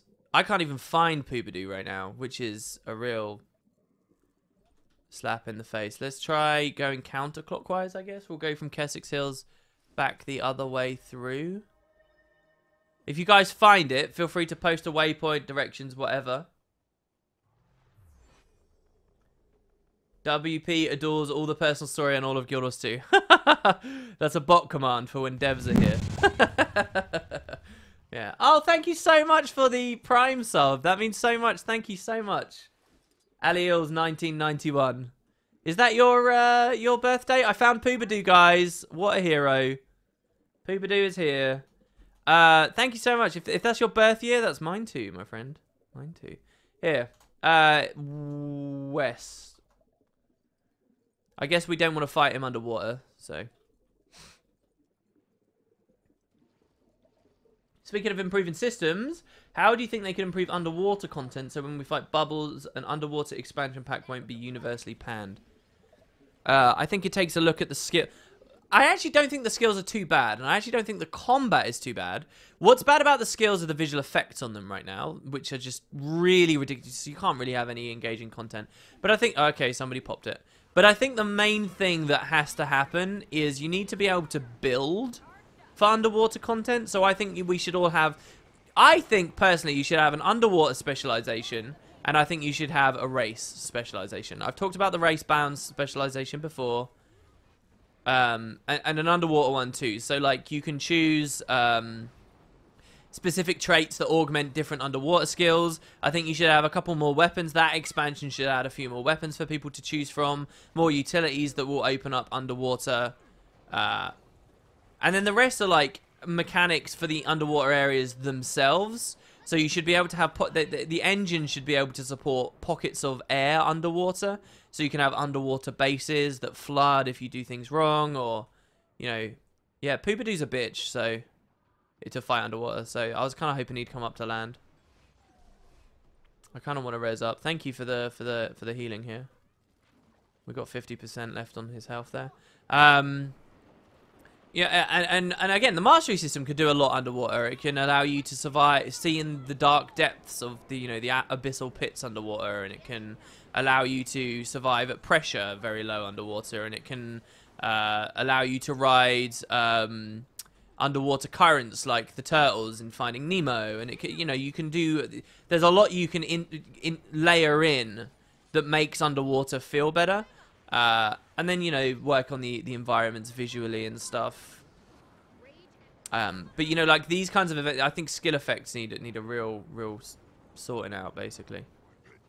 I don't think that they can ever do, though, by the way, even with all of those changes, I don't think they can do a purely underwater expansion. I think that expansion needs to integrate a lot of story into core tier areas, and I think that expansion needs to have a lot of like tropical islands and things like that we can go to. I reckon there should be like at least one map that is pure water and incredibly deep. Look at how much depth these maps can have. So you could imagine flying. Imagine flying in Verdant Brink, right? As high as you can get, the top of the highest updraft in Verdant Brink. And think about the difference between that high point and where the roots are, okay? Now I want you to imagine that while you're gliding that height, you're not actually gliding, you're bobbing on the surface of water. And there is that much depth.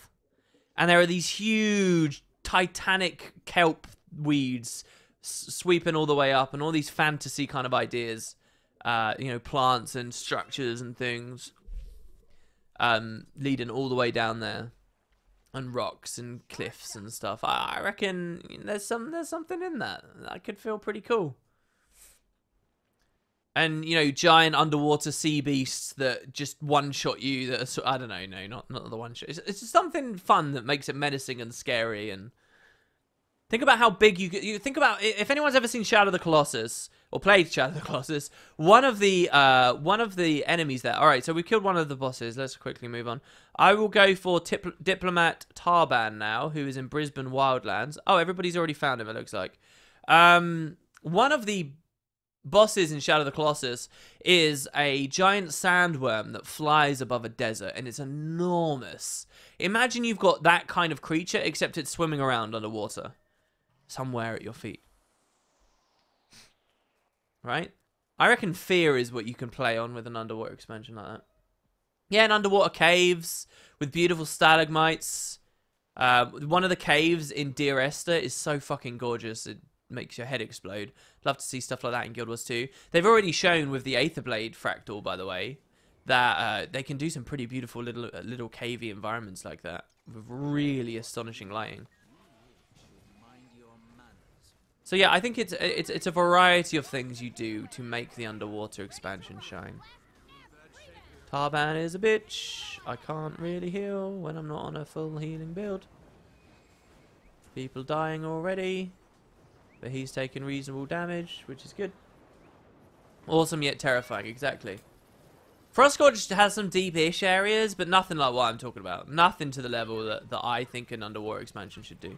But yeah, it would be a mix, guys. It would be that there would be underwater, yeah, sure, but there would also be land. There would have to be. You can't just throw 6, 7 maps at people and they're all purely underwater. Hope ArenaNet is here taking notes. Yeah, I seriously doubt that's happening.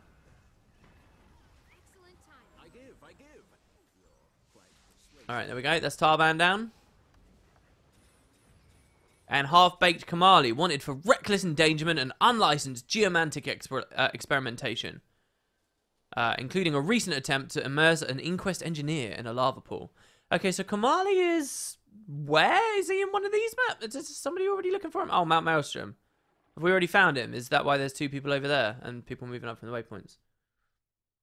High pressure at the lowest level that requires a mastery to survive. Exactly. There's loads of masteries that can work in underwater. There's loads of them.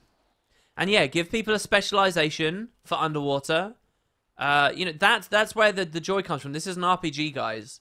It doesn't matter how like complicated or the main thing I would say about the skills themselves is they need to be really reined in terms of how they look. Well, you could, but you want pockets. Oh, pockets of air underwater. That's true. Maybe you could. No. I still think you need like land. But yeah, you could have like. Think about Mount Maelstrom, right? Think about this area down here. You got the base. Imagine there's a giant base. It takes like half the map. Imagine if this entire map was water, and this is an inquest base on the seafloor. Think about what's that city? Come on, Star Wars nerds. What's the city that Jar Jar Binks takes him to in Episode 1? What is that? Like that. Imagine like that, right? And you all go in, and there's airlocks, and there's like a whole range of stuff to do there, right? And you're underwater and you can see it. And think about COE as well. One of the areas of COE is you go through these like underwater tunnels, but what the devs are doing is they're spoofing underwater there. It's not real underwater. If you break out of those tunnels, you'd find yourself just wandering around and it's like a watery kind of filter that they've got. What if that was real underwater? I'm a moron. Why was I doing that? What if it was real underwater? Yeah? And you can swim out at any point. And based on how the meta events go, different areas of the base will actually flood. Think about that meta event in Malkor's Leap, where again you infiltrate an underwater Inquest base. But imagine you can actually get all the water to go away in there, and yeah, crate cities, and there's good lore that they can base on to an extent because you got the Lagos and you got all of their cultural stuff that you can deal with. And you can you know, some of these expansions will sell themselves as long as the elite specializations, the normal elite specializations are good enough. Not an underwater specialization, just the elite specializations. As long as they're good enough, the expansions will sell themselves in some places. But you know, an underwater guild hall that you slowly, as you reclaim it from the enemies, you remove water from it or something, or you can toggle the water level. Think about like Super Mario 64. Where there's that wet dry world level where you can raise or lower the water level. And think about that for a guild hall. So you get, like, if you pick the underwater expansion hall, or one of the 2 or 3 or 4 halls, these halls have got like another toggle on them, so you can define how flooded your hall is. Like, you can have it completely submersed. Underwater hall that's just completely submerged. Why not? And all the NPCs are like scuba diving and stuff, and you're swimming around, and you can have an underwater arena and stuff. Or you can manually lower it, right? And so now maybe some of the buildings are out of the water, but the depths are a bit deeper. You can actually, you can make that comparison with the Lost Precipice already. Think about the Lost Precipice, but if it had a toggle to raise and lower the water. Yeah, Gugner, the Gungan city. There you go. There you go. There you go. Come on, guys. Like, we figured this out in, what, 5 minutes? Imagine if you were actually a game designer and you were employed to think about this. And you had days to do brainstorming sessions. Think about the crazy shit they can come up with. It's cool. I would be confident in hearing about an underwater expansion pack. Alright, here we go. So, another trek. The final check. We're now into hard. This is where we might start fucking it up, guys. Remember... I know you don't plan doing a series on Dark Souls, but how much of it have you played? I've never played any of it. I've never watched any of it. Someone says, psst. Oh, that was the same person with the Dark Souls question. Never played any of it, really. Can you have a guild invite you'd love to do? Yes. Sorry that I missed that. Can you have an invite? Yes. Sorry that I missed that. Can you have an invite? Yes. Sorry that I missed that. Kick Boba Fett, WP, lol. Why? Why should I kick this guy? What's he been doing? Has he been trash talking? Is he a douchebag? Give me a reason to kick him and I'll do it. Oh no, that's you. That's your other account because you had double accounts. Nah, it's okay. We'll figure that out later. Jesus. All right. Oh. Feline companion. Communicate with this cat in a way you don't quite understand. I've never seen that. What is this? I never knew that was a part of the Halloween stuff. What did I just miss there? Thanks for the sub. 2 months in a row, dude. Awesome. Closet Star Wars. Oh, I got people talking about Star Wars. So this is actually one of the topics I find near and dear to my heart. I want to see an underwater overhaul as badly as WP wants a personal story overhaul. Wow, you want that pretty bad then, dude. Why do you want that so bad? That's crazy to me. I believe all weapons should be made to function underwater. No more this is a ground weapon, this is an underwater weapon. Skills would be changed as needed. The way the traits and skills you pick on land would still work underwater. The thing is, Zeth, alright, like I appreciate that. I'm going to attack you here, alright? I'm going to attack your beliefs and I want you to stand your ground. Let's do it, okay? Why do you want it that bad? One of the reasons I want the personal story so bad is because I think, not only am I a huge fan of the lore, and have like these wonderful ideas about how it could go, and I see great potential in so many other video games as examples of how great a story can be told in a game. Not only do I see that, and I don't really see that for Underwater, but I think that Guild Wars as a franchise would be so much better respected and retain so many more players, and future content that ArenaNet do would be worth so much more if they actually had a strong base established. I sort of feel like no matter how good underwater content gets, underwater content is underwater content and therefore always limited. Like, it doesn't matter how good it is. It's not going to sell copies of the game. I feel like it's not as integral to the success of the franchise. So with that said, why do you care about it so much? Let's hear. The cat is the cat of the part home instance collection thingies. Look, guys, I got to start going. We're on a time limit here, and I've got to we got to get this check done. The Green Mower Paddock. That is from shit. I used to know that. Let's move on. Guardian Overwatch. Don't know. Wes's Terrace. Oh, Wes's Terrace. That looks like looking out at God's Lost Swamp, doesn't it? Oh, Brand Strike Dig. I think I know. Is that looking out at God's Lost Swamp? Let's have a look. WP, do you think each elite spec should be locked off to each expansion? For example, well, this is a different story. I don't think that, no. But I do think that each expansion should have sigils, runes, and stat sets locked off. But based on that expansion. And I think it should hot swap the gear for you, similar to how it hot swaps gear when you move to PvP, based on region, based on that. Like, I think Thorns, runes, and stuff like that. And I think that by doing that, you can power creep the new runes, the new sigils, the new whatever. Design those new expansion areas with that power creep in mind. And what that means is when people play a new expansion, they're excited to get the new runes, the new sigils, the new stat types and stuff. There's so much more to go for. They key into that progression so much further. Because but it's okay because that doesn't invalidate previous expansions and core content and stuff, because you can't use that stuff in those core areas. We had a huge discussion about that on a previous stream. I think that is one of the best things that this franchise can do to be much more successful with its expansions. I don't know whether it's something the devs would ever do or have considered, but I think that would be amazing. I really like that idea. All right, I was wrong about this. This is not where we need to go. Maybe it's the one in Timberline, the Haven down here.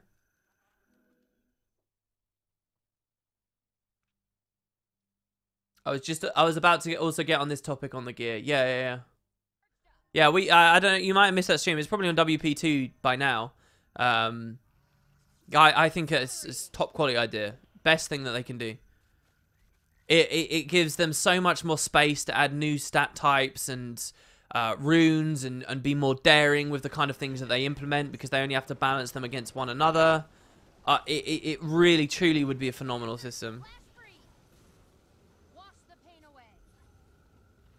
Again, the only complaints I would see about it is this sort of short-sighted, oh, but I don't want to have to get new gear when I play a new expansion. I don't want to have to play the game and get new stuff. You know, raids that come out after that expansion have the new set. It's kind of like having a standard format per expansion, right? Do you get what I mean? Like, this expansion's content revolves around these new stat sets and this new sigils and these new runes that are all a bit stronger than the core ones. And then you've got the core set for the core areas. And for PvP and World versus World, they can rotate it. They can balance metas much better. Metas can change as it goes along. I hope that they've considered something like that.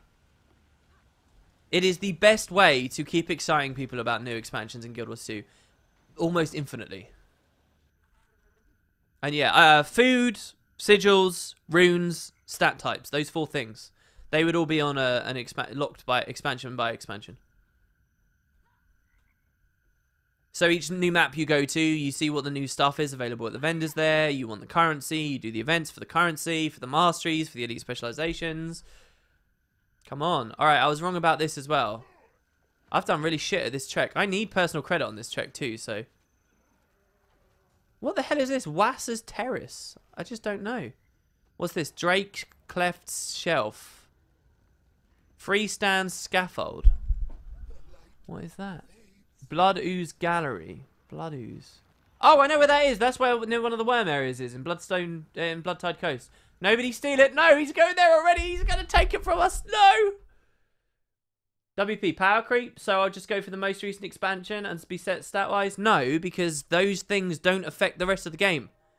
It's the same way that elite specializations are basically power creep, but once you start adding other elite specializations in, and you can only pick one, you can only be under the influence of one anyway, it's not, you know, it's not undervaluing the other ones. Do you see? The reason I say that they can power creep is so that you have incentive to get them. Like, because they didn't do this with Heart of Thorns, they couldn't really make the current rune choices that desirable. Like, so well, 2 of them really we see someone, but a lot of them it's like, do I really want it? and there's that question. If they do this, you will go there and you'll be like, shit, that sigil looks really cool. And also the thing is, if you can only use those in that area, you can even strip people of their stuff unless it's core. You know? I really don't know how many fundamental changes the game will be made. That's not a fundamental change to the game. That's a fundamental change to... No, it's not a fundamental change to anything, really. It is a big change, but, like... It's a change to the way... With regard to new expansions, I think. That doesn't fundamentally change Corteria or Heart of Thorns or anything that they've already put out. I mean, it would probably change Heart of Thorns because you'd bring Heart of Thorns into that system. But, you know, I don't think it's actually... That's not the same as, oh, we're going to do new wild ideas. You know, I would consider a codex, a lore bestiary, more out of scope for them at this point than this that I'm suggesting here. Did they just get it? It's right. I can pop this check in my own time if I don't get my own personal credit from it at some point. So Drake Cleft Shelf. Oh no, the Blood Ooze Gallery is still there. Oh, he's not doing it. Oh, what a legend. What an awesome dude. I just need to figure out how to get over to him. He's up there, so we wanna rotate around, I think. Let's see. You should have a base set of runes on your armor that can be used in all areas. Yes, the core set. For example, I could still use my Vipers, but then there should be toggling. I'm in Heart of Thorns. And so Vipers is a bad example because that's a Heart of Thorns thing. Vipers should only work in Heart of Thorns areas. Armor enhanced. And in the next expansion, maybe they add a different type of Condi set that works in those areas. Maybe they bring Vipers back. You can double up. That's fine. Vipers can come back. Vipers can be in expansion 1 and 4. And, you know, Minstrels can be in expansion 1 and 3. And Destructors can be in 2 and 4. And, you know, whatever. So it's somewhere around here, I think. Yeah, here it is. All right. So this guy, I'm not going to press F on it until this guy's here with me, because obviously he's been nice and waited for me. So there we go. I'm going to press F now. Yay! Oh, God. Do you think they should implement actual GVG? I don't know what I think about that. I don't know. Maybe... I don't know. A lot of it, though, is that I have no confidence that they'll do it, really, because, I mean, they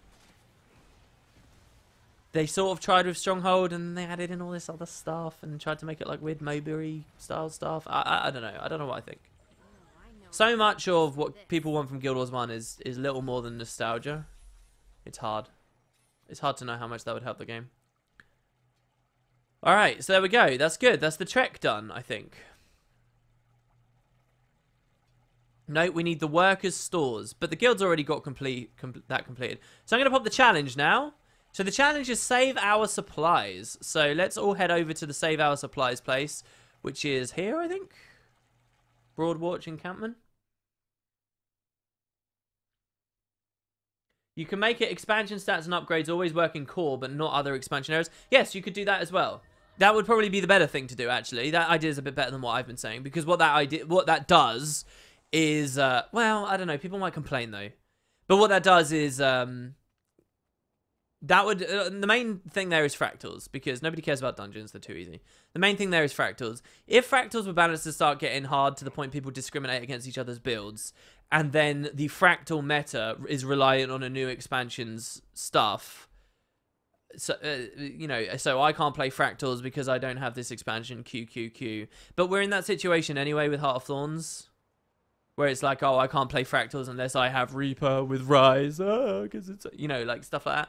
So I don't know, maybe I'm overthinking that. Maybe, yeah, have it working core, plus each new expansion brings a bunch of new sigils. Well, okay, but then the other problem there is that, you know, then the expansion ones are just always outclassing the core ones. The point of power creeping is to make it easy on the devs, right? So they're not juggling to try and make 500 different runes and sigils and foods and shit all have their own perfect little niche and be balanced with everything else. Instead, they only have to be balanced with the 5 or 10 that came out in that new expansion, and that's it. Did I go to the wrong place? I did, didn't I? This is not save our supplies. Did I go to the wrong place? Am I wrong?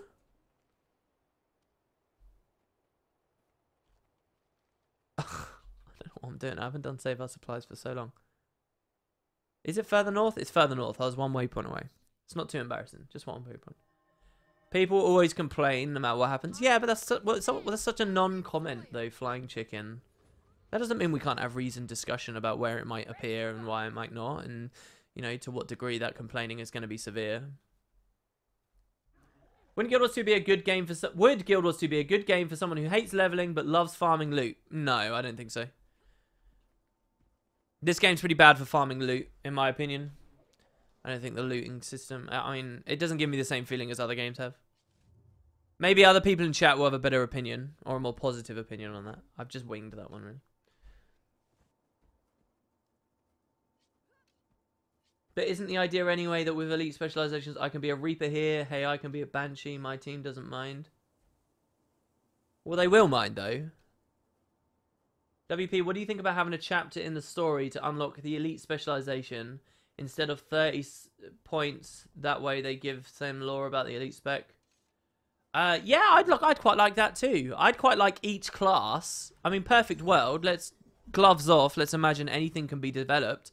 In a perfect world, I would love each class has its own like couple of personal story steps or story journal steps, as we should now call them, that that introduces them to the elite spec. But I wouldn't get rid of skill points. What I would do is, you know how right now you to start Tempest you have to like spend a lot to get your Warhorn and then begin the track. What I'd actually do is I'd have all of this is the same. It's still skill points. It's still chained in the same way. Everything, all the UI still functions exactly the same. Don't trash any of that. That all works quite well. Leave it as it is. That's fine.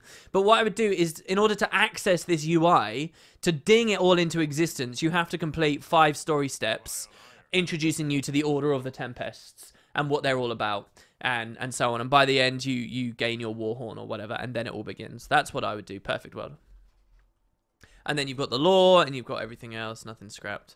All right, so here we go, guys. The challenge. I don't know how hard this is with power creep now. I really don't. I sort of feel like I should change my build. I will look into that while we're doing it. So challenge.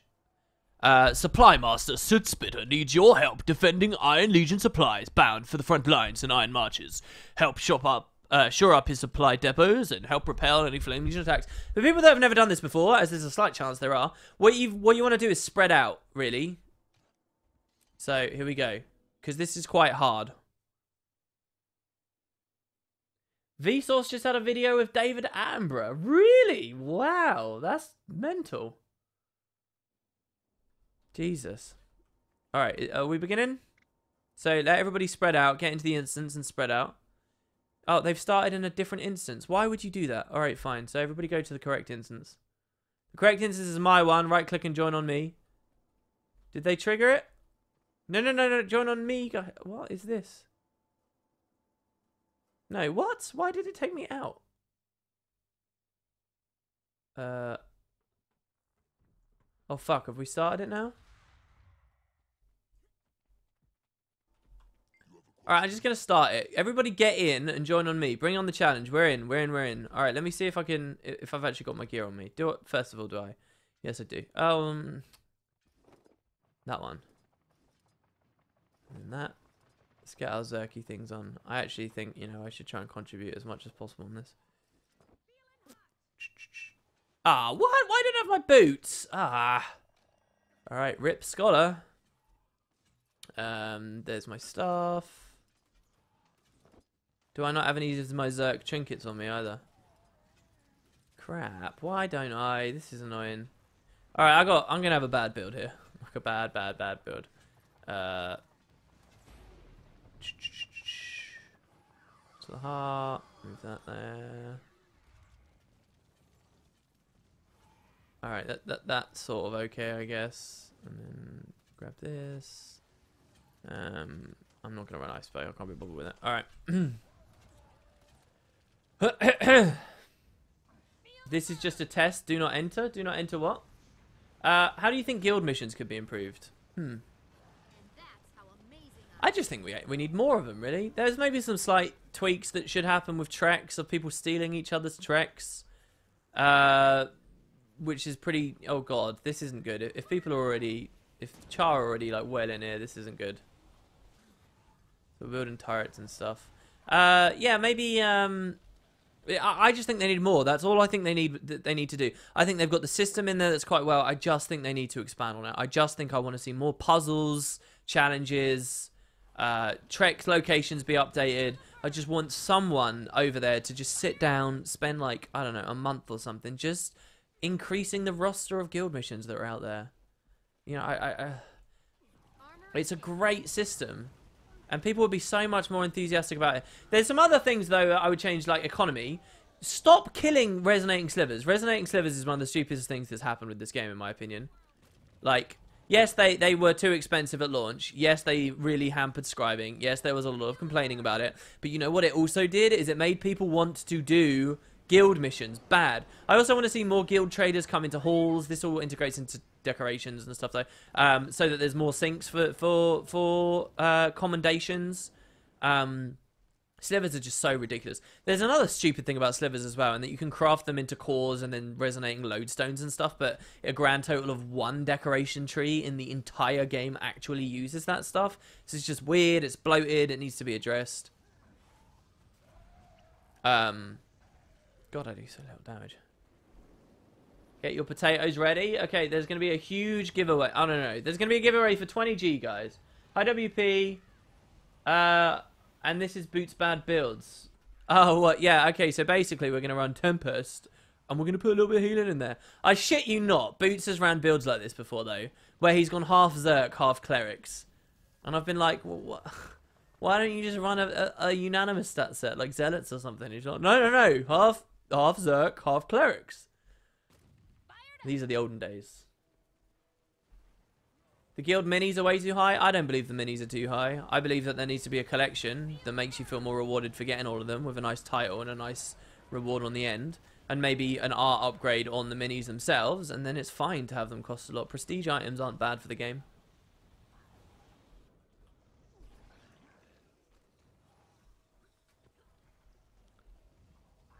I mean, Guild Wars has always been a game with obscenely overpriced things that are purely cosmetic. I see no issue with them. How do you craft them into lodestones? You take resonating slivers, and then you can craft them into lodestones. Yeah, you craft them into fragments, and then the fragments craft into the thing. You just do it in the scribing UI.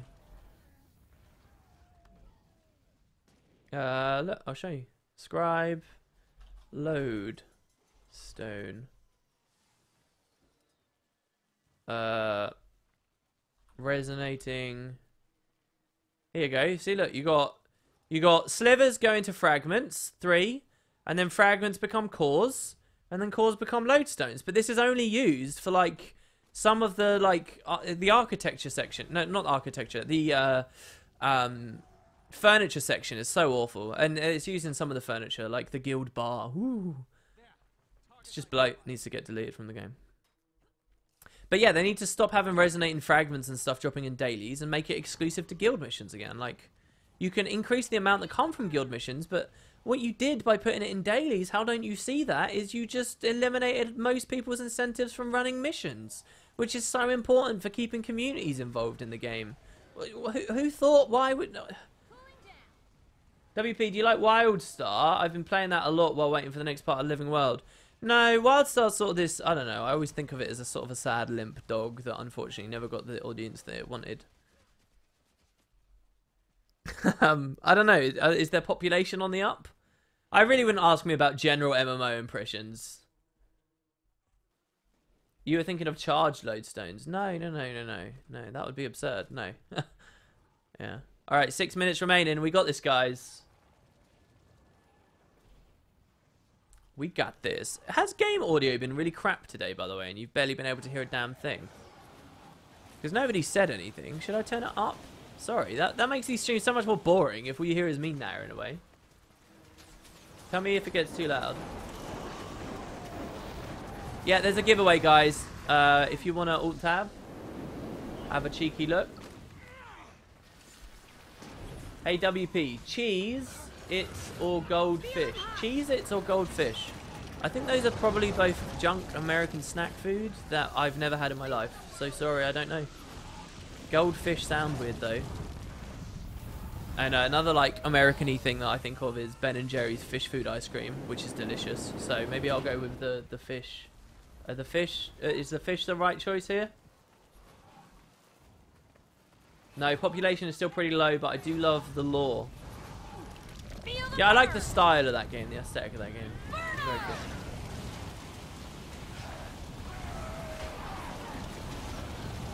How do you join the Potato Guild? You just whisper me. What, you're in the squad? Just whisper me. We've got 4 slots left. 4. So if you want guild mission, WP, I love that you've never eaten American junk food. Well, I'm sure we have equivalents. Cheez-Its, I'm pretty sure the British equivalent are Whatsits. We have Whatsits. They're like these little puffy, cheese-flavored, powdery, orange puffs, I guess you would say. That come in like a bag of crisps, a foil bag, and they're quite Moorish. They're the kind of thing your mum would probably put in your lunchbox as you were growing up at school. And yeah, Whatsits. They're alright. I never crave Whatsits, and I haven't had them for years. But if I eat Whatsits, I'm like, oh, I kind of want another pack of those. So I'm pretty sure that's all like Cheez-Its, I think. There's probably like some difference in the texture and how cheesy they taste and stuff. Same general ideas. Oh, what's a cheat? I don't know. What's the difference between a Cheez-It and a Cheeto? I don't know then, actually. Hold one spot for me, ah. Yeah, don't worry. WP, can I have an invite to the guild? Well, Nogwai, if I right-click you and try to invite you, nothing comes up, which suggests to me you already have an invite. Or you're appearing offline, or there's something weird about you that means I can't invite you. Oh, congrats on the Nevermore! Favorite alcoholic beverage? Ooh. What, like a category or a specific beverage? I don't really know what my favorite would be right now. Recently I've got into wine, but I don't have a specific, like... God, I sound so sophisticated, don't I? I buy basically the cheapest shit I can, alright? Okay? But I've been kind of into wine, and I change it each time I get it. I change it. Again, to what usually because the cheapest thing available at Morrison's is changing on a weekly basis or a week and a halfly basis, which is about how often I shop. So like I'll get like a bottle of it. But I don't know. I think one of the most heavenly things you can have on this planet is a really hot summer's day. I know we're in autumn now. We're moving into winter and people aren't really in the summery mood. But a really hot, sweaty, summery day where you go out and you have like a barbecue and you have a nice fresh green salad, right? Which is crispy and cool, and on the side of it you have an ice cold pint of cider. Any kind. Balmers, Magners, whatever you want, alright? And you got the condensation dripping down the glass. That's probably one of the best experiences with alcohol you can have.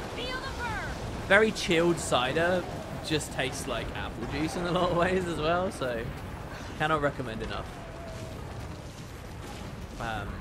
But in terms of liquors, I was a bit of a whiskey man for a while.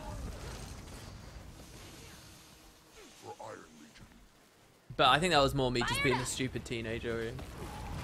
Cheetos are fluffy poofs. Cheez-Its are more flat like a cracker. Mostly yuck. Oh, I've never had that. Don't get the cheapest. Oh, I'm not really in a position to have fine wine and grapes and cheese, right? Like, if I was, if I was very comfortable, I'm sure I would waste it on ridiculous wine each week. But I'm not in that position. Fired up. And, I live alone. It's not like I share it with anyone. And I'm like, ooh, taste the flavors. I don't know how to wine taste or anything. It's just, I don't know. It was just something it's been quite cool shopping for myself and just trying different stuff, so. Usually I get like cheapy, and no offense, alright, before I say it, no offense. I get like cheapy wines that are like from Australia or New Zealand. They're usually the most discounted ones. It's like, I couldn't even tell you a name or a brand, but it's like blah blah blah, and it's got like a picture of a kangaroo on it or something. It's like from Australia. That's the normal ones, like. I wouldn't know the difference between good wine and bad. I really wouldn't. 30 seconds left. Thank you, Power Creep. Winner of the giveaway is... Wine tasting is easy. You pour a glass from the box and then you drink it. No, mate. You drink it from the box. Yeah, like it's different. Like, you gotta let red wine not be chilled, right? You gotta let it sit. You gotta let it breathe. You gotta swirl it.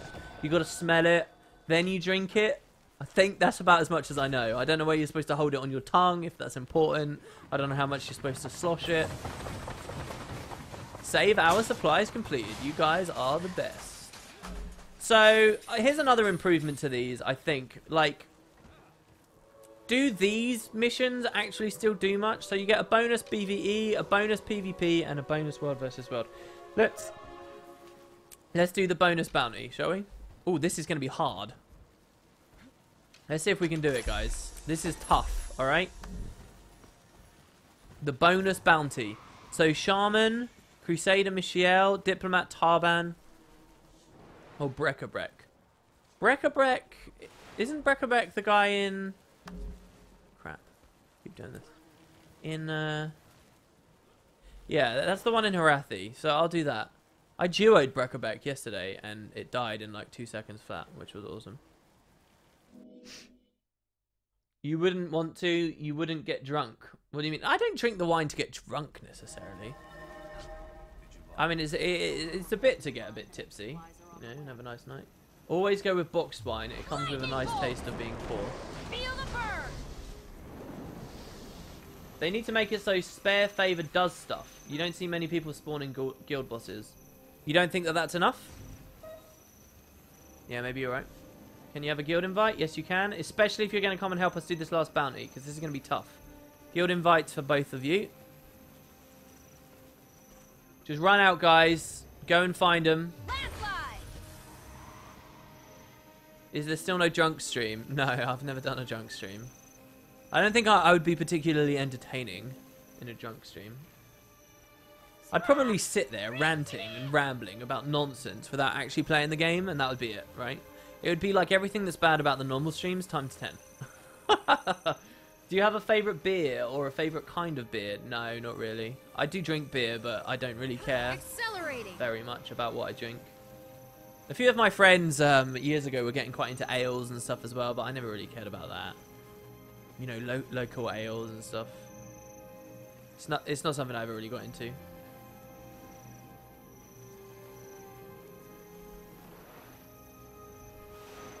So this is the patrol, right? I think I am roughly on the patrol route. I started the search where I last was. Oh my god, SDX, thank you, dude. Wow. Thank you so much for the... let me read that. Let me... Please actually load up. There we go. Get yourself some cider or some snacks. Should I import some Cheez-Its? Thank you so much, dude. That's very, very generous of you. Jennifer. Ready to rock. Jennifer should be a word. Do you have to be a sub to join the guild? No, not at all. Anyone can join. Oh, except we're now maxed. So let me just kick someone so I can get you in.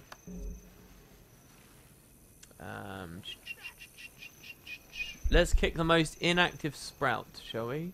There. Wambo, you've been offline for 1 day and 21 hours. And you're out. Welcome to the guild, Cara Prima. I hope Wambo hadn't sent a donation that's waiting for me up there and now is unfortunately missing it. Did you mention something about some Mesmer organisation? Oh, here we go. He's over here. Yeah, there was in law said to be an organisation that was sort of... I believe they sent Casimir. Casimir was a part of them or something. Sent her to investigate the Tower of Nightmares. Oh, what the fuck? I couldn't even... Could I have overload fire to... Don't res me. I should have played my healer here. If we're going to try and two-man break a break. Oh my god, he's actually going for the res. Is he running search and rescue? No. Shit, we might have fucked this up. He's not even near a waypoint. That's bad. That's really bad. Alright, he's a ranger. Good. He's OP. He'll stay in the downstate. Let me go back to healing, because with healing I can just keep anyone up here. Let's swap. Build templates, please. ArenaNet. Shit, event failed. Event failed. What does that mean? Does he have to respawn now? Fuck. Oh dear. We messed that up big time, didn't we? We messed that up pretty big time. Not good. That warhorn there. Alright, and now let's swap. Is he going to respawn and then we can try him again? Somewhere else on the map? Soon, hopefully, as well, preferably. go diamond skin for him. And then we'll go water. And then here we'll go like so. Alright. So what do you think is going on with Casimir now? What's she up to? I don't know. I hope next patch deals with some of those other characters. That would be quite nice. Don't read this out on stream, mate, but... Alright, yeah, okay. Yeah, I'll have to give one of you guys permissions to move that stuff around in a second because I really can't do anything with it because, again, I'm capped constantly. You have to be on EU to participate? Yeah, this is an EU stream, unfortunately. Okay, Broadcliff Waypoint is closer to Felix. Okay, they're trying to kill Felix, so I'm going to go help them do that. We'll go back to Breckerbeck. Bear OP. So what do you think is going... Oh, Jesus. Why do I keep doing that? Armor enhanced. But yeah, I think Casimir was always a part of the secret Mesmer organization. I think that she had been sent by... But they've just never really talked about them either. I don't know whether it's a secret organization either. That idea of that organization, I think, was sort of a flippant comment from the devs more than anything else. Like, oh yeah, some organization of Mesmers. I don't know whether they put too much thought into it specifically. Are they actually initiating the battle? Remember, we got quite a few. Michelle was completed. Guys, you're awesome. Better. Well done. We might actually get this then. All right, here we go. Oh no, I just wasn't around. All right. Stand against me? So again, I'm just going to try and focus on these people with me right now and keep them topped up. It depends. Oh, I should have run cleanse. Shit. He's all burning and stuff. I should have run cleanse. It's alright, we'll do him up. That was awesome. That was so cool. Love it. Alright. Much better. So moving on. Okay, I'm going to go and look for Breckerbeck again and see if he's respawned. I guess. Alright. Everybody's patrolling around looking here. Oh, Sebastian! Thank you! 2 months in a row on Twitch Prime. Nice revamp of the stream description. Looks very professional. Glad the old art I did got retired. It's not actually retired, dude. I'm looking to integrate it in some other ways. You shouldn't be glad that it's been retired. I am looking to put it back. Basically, what I want to do is put some panels down there. What I'm actually... I've actually been a bit slow. Like, a lot of the emotes, guys, if you refresh the stream... I was going to mention this right at the start and I forgot. If you refresh the stream, you should see a list of the emotes you can do now. You have to double type Teo because I'm a moron. But all of them are there now. You guys can actually do that. And you can see the list of all the emotes you'll get from subbing and so on. But it's still sort of a work in progress. He's southeast of Seraph's Landing, apparently, so I need to... but yeah, so the emotes are there. You can do hype, you can do salt. Probably we could have done a lot of high horses earlier with the mastery discussion. It can't be that secret with Countess Anise and the Queen in it as well. Or does anyone else think that they would be left out?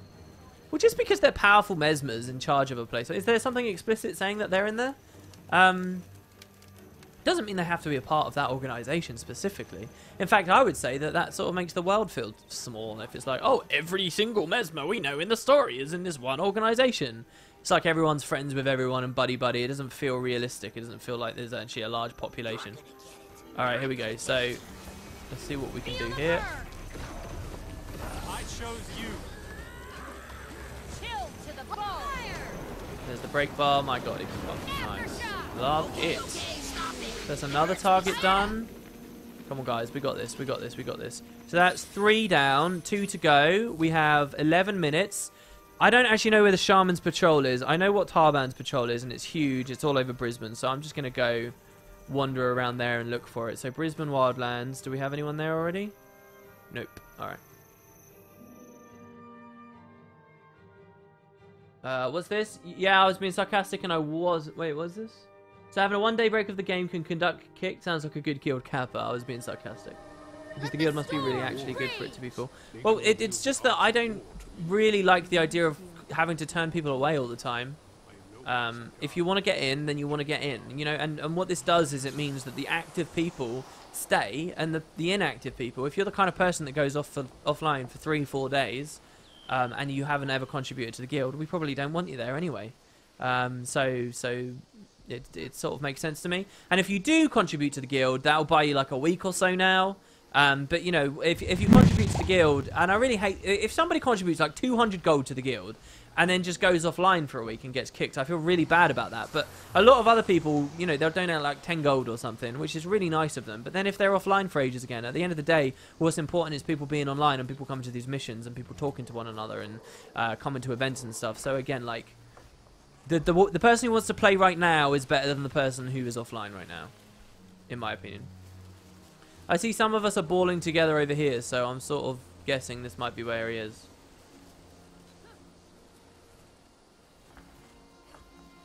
You joined, donated, and quit, says Flying Chicken. Yeah, you did. I remember that, actually. You're like one of the only people that was like, hey, yeah, I you know, a lot of people will just... Well, actually, the thing is, I think I kick way more people than I actually get a chance to leave, unfortunately. I don't know. I've always... I might become a huge hypocrite soon. ArenaNet have a post up at the moment about World versus World, where they're thinking of opening more worlds. Because with more worlds and a lower population cap on each, what they're thinking of doing, it will help them balance for World versus World better. So I'm wondering if when that happens, we could open a new branch of the Spud Club. We could have an NA branch and move them to one of these worlds, because everyone would have a free transfer. And then we could open an EU branch and move them to one of the worlds. And then we can have a specific world and a specific region for both guilds. And that means that the Spud Club can start doing World versus World stuff. And that means we've doubled the amount of people that we're playing with. And a lot of things. But one of the halls will have to go through progression again. And one of the halls will have to get all the decorations again. One of the halls will need a lot of stuff. But then when we could do that, we could start playing with the idea of rep rules, which is where I'd become a massive dirty hypocrite because I've never done rep rules before. But it might give us a much stronger core of 1,000 people who all like really are committed and want to play, and you know, like, and that could be quite powerful. So I don't know, that's another thing to discuss. It would be interesting. Yeah, so if you join, donate, and then I kick you, the advantage is one day you might be like, oh, I want to come back, and when you do, you're probably going to donate again for Spud again. So we keep getting the funds rolling in, instead of it just being 500 people join, 500 people donate, and then that's it forever, which isn't enough to fund anything, really. So it's a nice little thing. Here we go, we found the Shaman.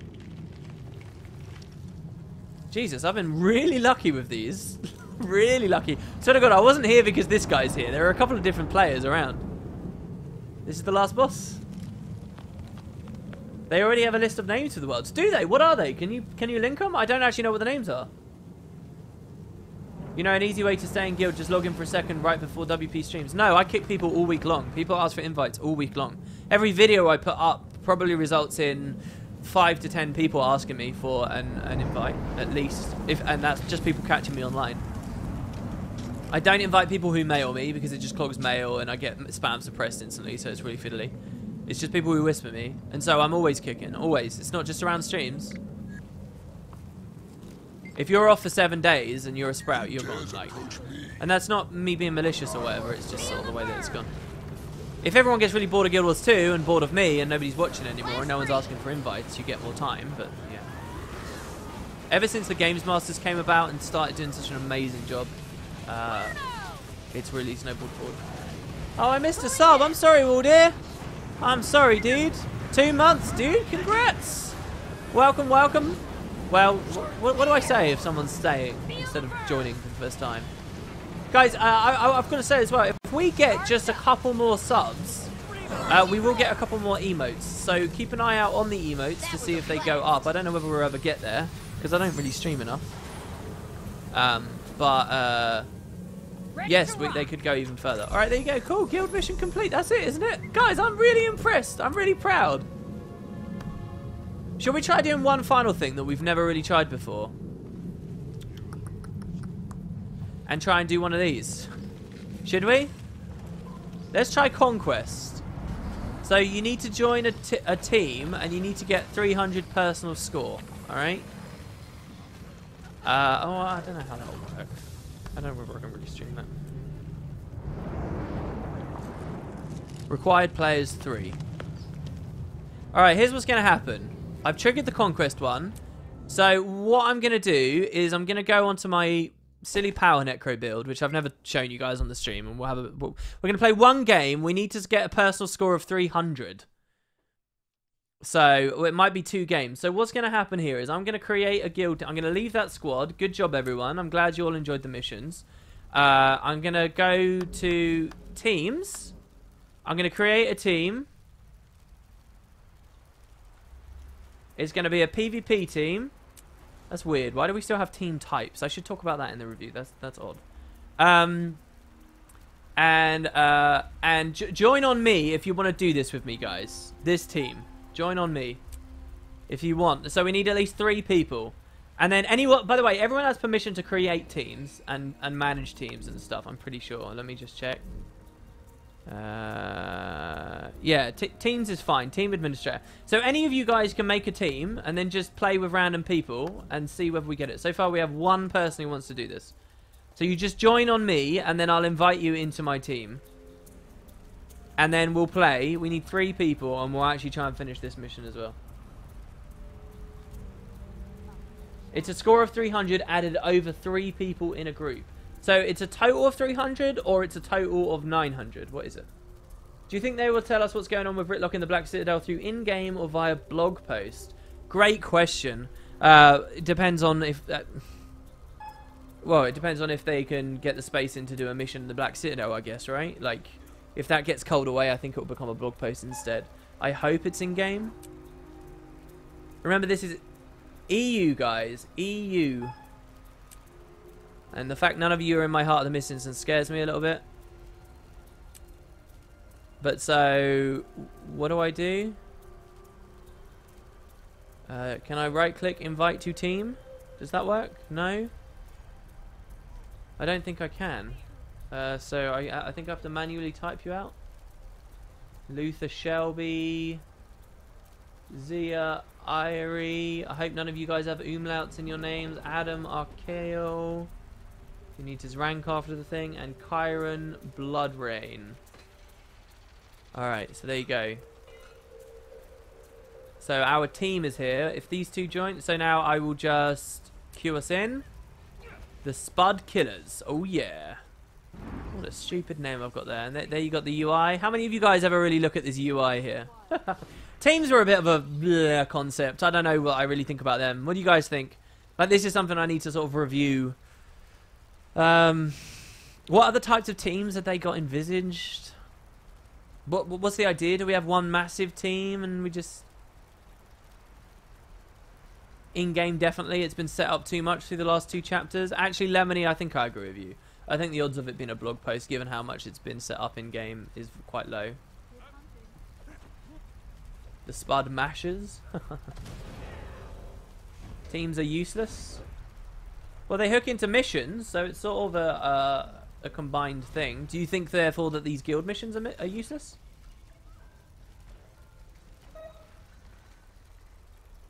Teams will come in handy when they change ranked to solo. Solo duo, right? You mean? I'd love a mission where we break Ritlock out of the Black Citadel. What, in the prison down there? Wasn't there something similar to that in the personal story? Didn't they just do it because WoW has arena teams? I've never heard that idea. Why? What's the theory there? If you're whispering me for an invite to the Spud Club now, just wait till after the stream because I've got to kick more people and stuff, and I can't be dealing with messing around with that at the moment. So yeah, our Magic Warp packet gamble didn't really go too well, did it? Huh? This rose has I mean, let me just point something out as well about that. The leather that we got from it is worth quite a lot. The regular leather. Let's see. So I've got 47 of this. Oh no, I've got 30 of this. And if you were to buy 30, up for a challenge. it would cost you.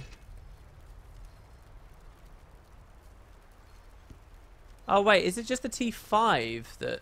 No, I don't know. I don't know. Didn't someone say these are more expensive than Ecto now? Alright, yeah, and you guys can repeat any missions if you feel like you missed some. That's totally cool. See, look at the queuing, man. This is annoying. This sucks. Come on! Get us in there! 1 minute, 30 seconds for a queue. Are you joking? Are you having a laugh? Do you think that this is an acceptable way of handling your game? Yeah, you save your dad. Yeah, but I can't remember how it really goes. It depends on your choice, doesn't it? I know your dad goes in there, but I can't remember whether you like proper break him out. I have a distinct memory of a child being in the floor in that room, though. You seem friendly. Who you actually read the Reddit? What do you mean? I'm always reading Reddit. I don't get why you have to create an extra team when you're already in the same guild. It seems like a bit of overkill. I think it's for the idea of guilds that have multiple teams. But that's a very good point. How many guilds have multiple teams? For that really to matter. So you think if you queue in as a guild group, then you're queuing in as a guild group and that's it? It's why have the extra layer there? You spent about 5,000 Unbound magic and you got a single Damask patch. I don't know how I feel about that. That sucks. I don't see why the subreddit sucks, B-boy. It can do sometimes, but not entirely. I think that's a bit of a douchey thing to say. Some guilds must be PvP focused. You can select to have less PvE missions. That's true. What the hell can I do that's interesting while we wait? Well, okay, so the build, this is just like a cheesy... Oh, there we go. The build is like a cheesy power necro using the axe buffs. The only interesting thing really about it is I'm running air runes, which are pretty high ferocity and quite cool.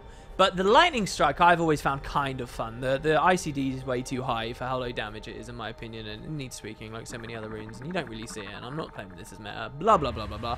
But where you lose the precision from it or whatever, you gain back because you get a lot in Shroud. Now what's fun about this build, much like the Condi Ellie I was playing before, this is not a Reaper. This is a non-elite specialized build, and I've actually found that Power Necro versus Power Necro, this build, the non-Reaper beats Reapers. Generally, which is quite a sad thing to understand. Like, if you run Reaper and you run Greatsword, and that's what it was always supposed to be, and a bit of power creep was inherent to the design on the elite specializations, and it still turns out you're dying, I don't know. Maybe you can be happy about that, maybe you can be sad about that. It depends on your stance. I quite like it, though. I've killed Power Reapers running Greatswords quite comfortably on this as well. My 3 specializations, this is very much like old Necro builds. It's a bit worse than it used to be. Let's equip those, I guess. It's a bit worse than it used to be because you can't drop wells and then lich form and get big damage buffs. But yeah, we're running Spite, Soul Reaping, and Blood Magic. It's really annoying that Spinal Shivers, which is a premium trait, massive spike of damage, great boon for taking off moons and stuff, is against the Axe trait. I hate this. This is a horrible juxtaposition that just doesn't feel fun to me. But yeah, so those are fighting each other, and I've gone with Spinal Shivers. Quite often I like Foot in the Grave, by the way, instead of Death Perception, which is where you get the precision, and you can run like, I don't know, Scholar Runes or something instead. But Vital Persistence, and I've got Blood down here as well, so Bloods, and with the Wells, which is quite nice. That's refreshing. Hold on. Get the combat playlist going. No, we'll just listen to the in-game crowds for now, I think. Good enough. Who's going close? We all roamed really weirdly though. I sort of hate playing this build because if people roam weirdly... Oh, I've got to remember, these are all guildies and I've got to be nice. I can't be salty.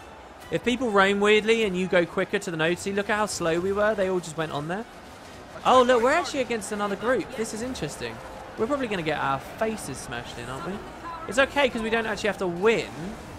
I know, it depends what our match, how our queuing is. So we'll mow it without taking any advantage of it. Jump to that guy. Come on, let me jump up. Jump, jump. Damn it. Are you serious? Are you serious? This is the worst mid-fight I've ever done. Alright, here we go. Let me actually focus there. Yeah, let's deal with the ranger. I like that. So there, you saw how I spiked him down quite hard? A big component of that was Spinal Shivers. Come on, cleave the body as well.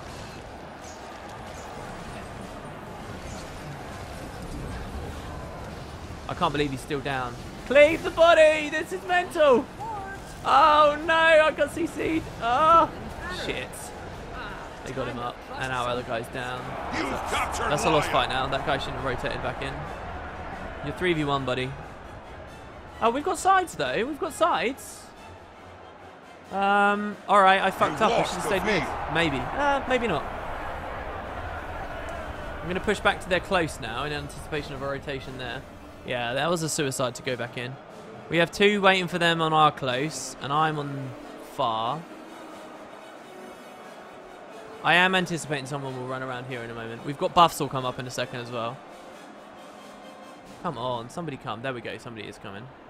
Right, let's see how well we do here. So this is another Necro. Again, power for power. If he's Condi, there's a very good chance he'll kill me.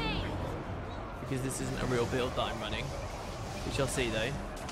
If he wants to stay off the note... Oh, well, I'm 2v1. I'm 2v1. Protected.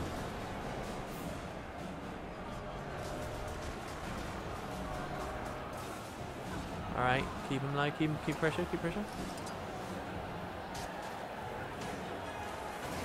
Oh, except that's bullshit because it was he didn't dodge into the fear mark. That's just really crap. All right, they got the decap. You've captured Dragon.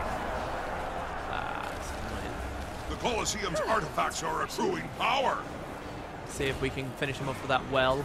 Usually I would like to wait for them to go down before dropping the wells because obviously it's great pressure. You can interrupt the stab and stuff.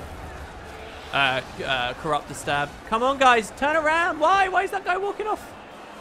This thief might kill me. Oh, he didn't get the interrupt on the hill. That's good. That's good. That's good. That's good. Oh, and he missed his stolen ability. The artifacts have reached maximum power. Where was my mark there? Red team has obtained an artifact. Here we go. Ready? 1. Oh, what? He healed hard. Oh, no. I think I'm fucked. I think I'm fucked.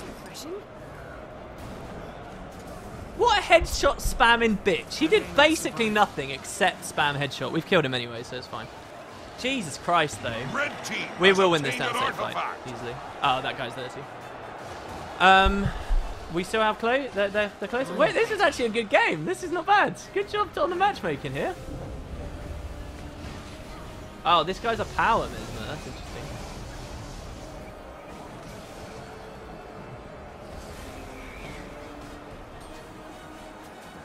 You've lost Lion. He's still here because I got retail. Ooh. Go on, go through, I dare you. Alright, what's going on over here? I know I haven't liched yet. Come on. Oh, yes, good. Oh my god, you guys see how much damage that mark did?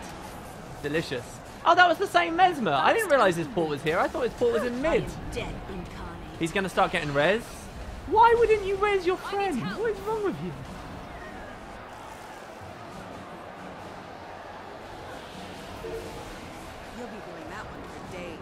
You've lost Dragon. Good. And he's getting reaped. I'll let the... no, I'll cap. Yeah, Thief should rotate away. Damn. How? Come on. No. Don't lose nodes. Don't lose nodes. It's alright. We're recapping mid and we've got this. Issues on close. You've captured What a the typical everyday Heart of Thorns Thief. To be fair, I spam headshot a lot as well. I panic and spam the crap out of it. You've captured Lion. You had to make a new account, so don't thank me for the follow. Oh, okay. Well, thank you anyway.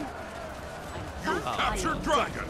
I blame you in chat there for this nightmare that I'm now in. I'm going to get harassed the whole way down by this Ellie. Oh no, he's bad. He went back. All right, let's do the big mid fight, I guess. Oh, the Ranger's having a pop. I'm actually going to have to be a bit aggressive here. Because I'm Bloods. Please don't interrupt. Ah! Fuck's sake, man. That's so annoying. Those whales should have gone down. Yeah, because I'm Blood, I have to be quite aggressive. Eating his entire burst while I wasn't looking at the game was pretty lame, to be honest. Axe 2 now does more damage than Gravedigger since the patch. That's a shit comparison, though, because Gravedigger doesn't have a cooldown if you hit someone less than 50% health. And Axe 2 may do a lot of damage, but it also is a channel that takes a long period of time, while Gravedigger is an instantaneous spike, which fundamentally changes the way that you can rate the damage on those skills. The artifacts have reached maximum power. I don't really think that that's a fair thing to say, as if that, you know, without question makes Gravedigger a worse skill.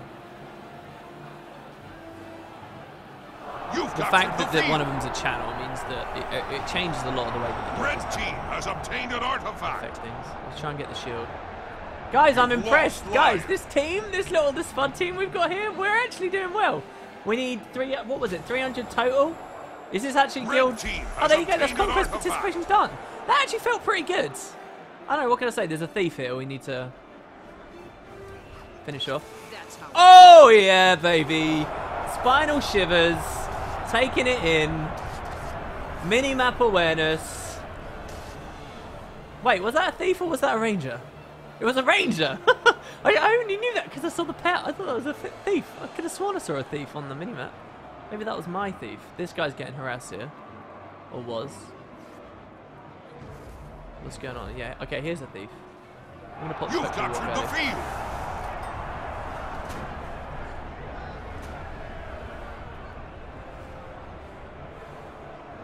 Alright, this guy's going down. Adam needs some help from that necro over there.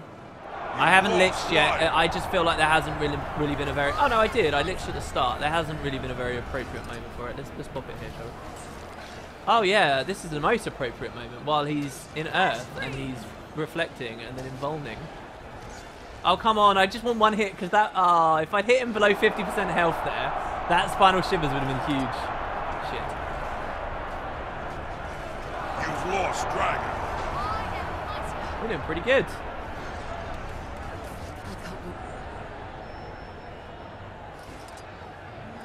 So yeah, staff is sort of just to cover myself a little bit. There are obviously other weapon sets that would have some value. This is clear, dude. Don't come here. You love me? Thank you. Thanks very much, Pollution 15. I think it displayed guild mission failed because you didn't finish before the match ran out. Oh, before time ran out. Oh, so we have to do it again? PvP conquest. No, it says conquest was done. It says we got it. You've captured Dragon. Who was that? What was that? Coliseum's artifacts are accruing power. Yeah, it is. This is actually not bad against thieves, honestly. Like, it takes an awful lot for them to win, especially if I already have a lot of shroud, which I do here, as you can see. Oh, come on, that evade is bullshit. There we go.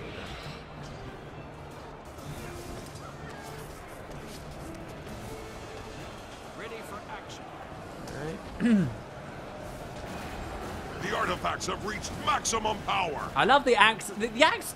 There's something about axe. It feels it's got real purity of purpose behind it. It feels really distinct. It feels comfortable to use. I'm actually racing a guy right now, and he might win this race. To this. There we go. We got it. He's very squishy, as far as I remember from his previous little fight, so I actually think we should be able to blow him up. Red team has obtained an artifact. He's kind of one-trick pony. We'll see. Oh, there's two of them here now. Give up yet? No, can't. That sucks. Why would they send two here? Oh well. Blue team has obtained... We're winning fairly substantially on the rest of the board, so that's fine. When does our team go ESL? We should sign up for that tournament, right? Right, guys? Guys? Oh, it was a trek that failed. No, that's worth looking at though. That is worth looking Fast at. as the wind. So when they stop allowing us to rank... Oh no, that's just ranked. Stronghold will still be available unranked, right? I really think they shouldn't do a choice thing for that. Come on. The burst is too good. The burst is too good. The burst is too good. Yeah! No, why would you vengeance? Why? Why? Alright, finish him off quick. Quick. Jesus. You can't stop me. Are there still two here, or is it just the one? Is this really just one ranger? Fuck, now the vengeance is over. Your team is victorious. Suck it. And there we go. So that's guild missions. Everything except World versus World, because we're on so many different servers. I really don't know whether that's possible for us very easily. I mean, it's supply lines. Complete 8 Doliac defense. But how can you be sure that you'll get a Doliac defense if nobody's attacking? That's weird. All right, well there you go, guys. So that's missions. That's a little bit of gambling thingy. That's a bit about this review that I wanted to do. That's the stream for today. Tomorrow, what do I do? Tomorrow might be Nightfall. I'll see. Tomorrow might be Nightfall because then I can do on Monday the stream where we begin the new decorations. So basically, guys, on Monday we're wiping the guild hall of a good job to the guys who played that match there.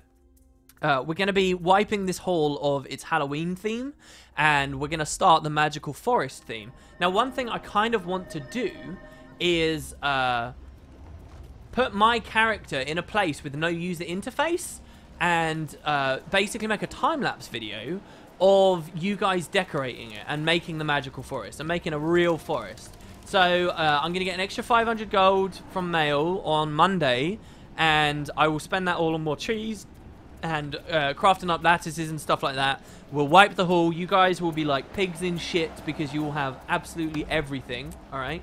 Except like a couple of little trophies and things. But you'll have so much stuff, so much more freedom than you've ever had before. And we'll make that theme. And then that theme I would like to put in as footage on the Guildhall system review video, which will be coming up in the future. So that should all be pretty cool, and I'm thinking maybe we could marry that to a stream. So Nightfall might be tomorrow so that we can do that on Monday. Maybe. I don't know. Might think fuck it and we'll do something else instead. But yeah, so there you go, guys. Hold on 1 second. Let me actually see. Please don't leave. Let me actually see if I can host someone. And the more of you that stay, hopefully I can do an impressive enough host. Let's actually have a look, see who's online. Boggs hosted me quite a few times recently, and I've not paid him back for it, basically. So let's see. I think he's usually online on this day, isn't he? Oh, he's not. Damn it. Bog.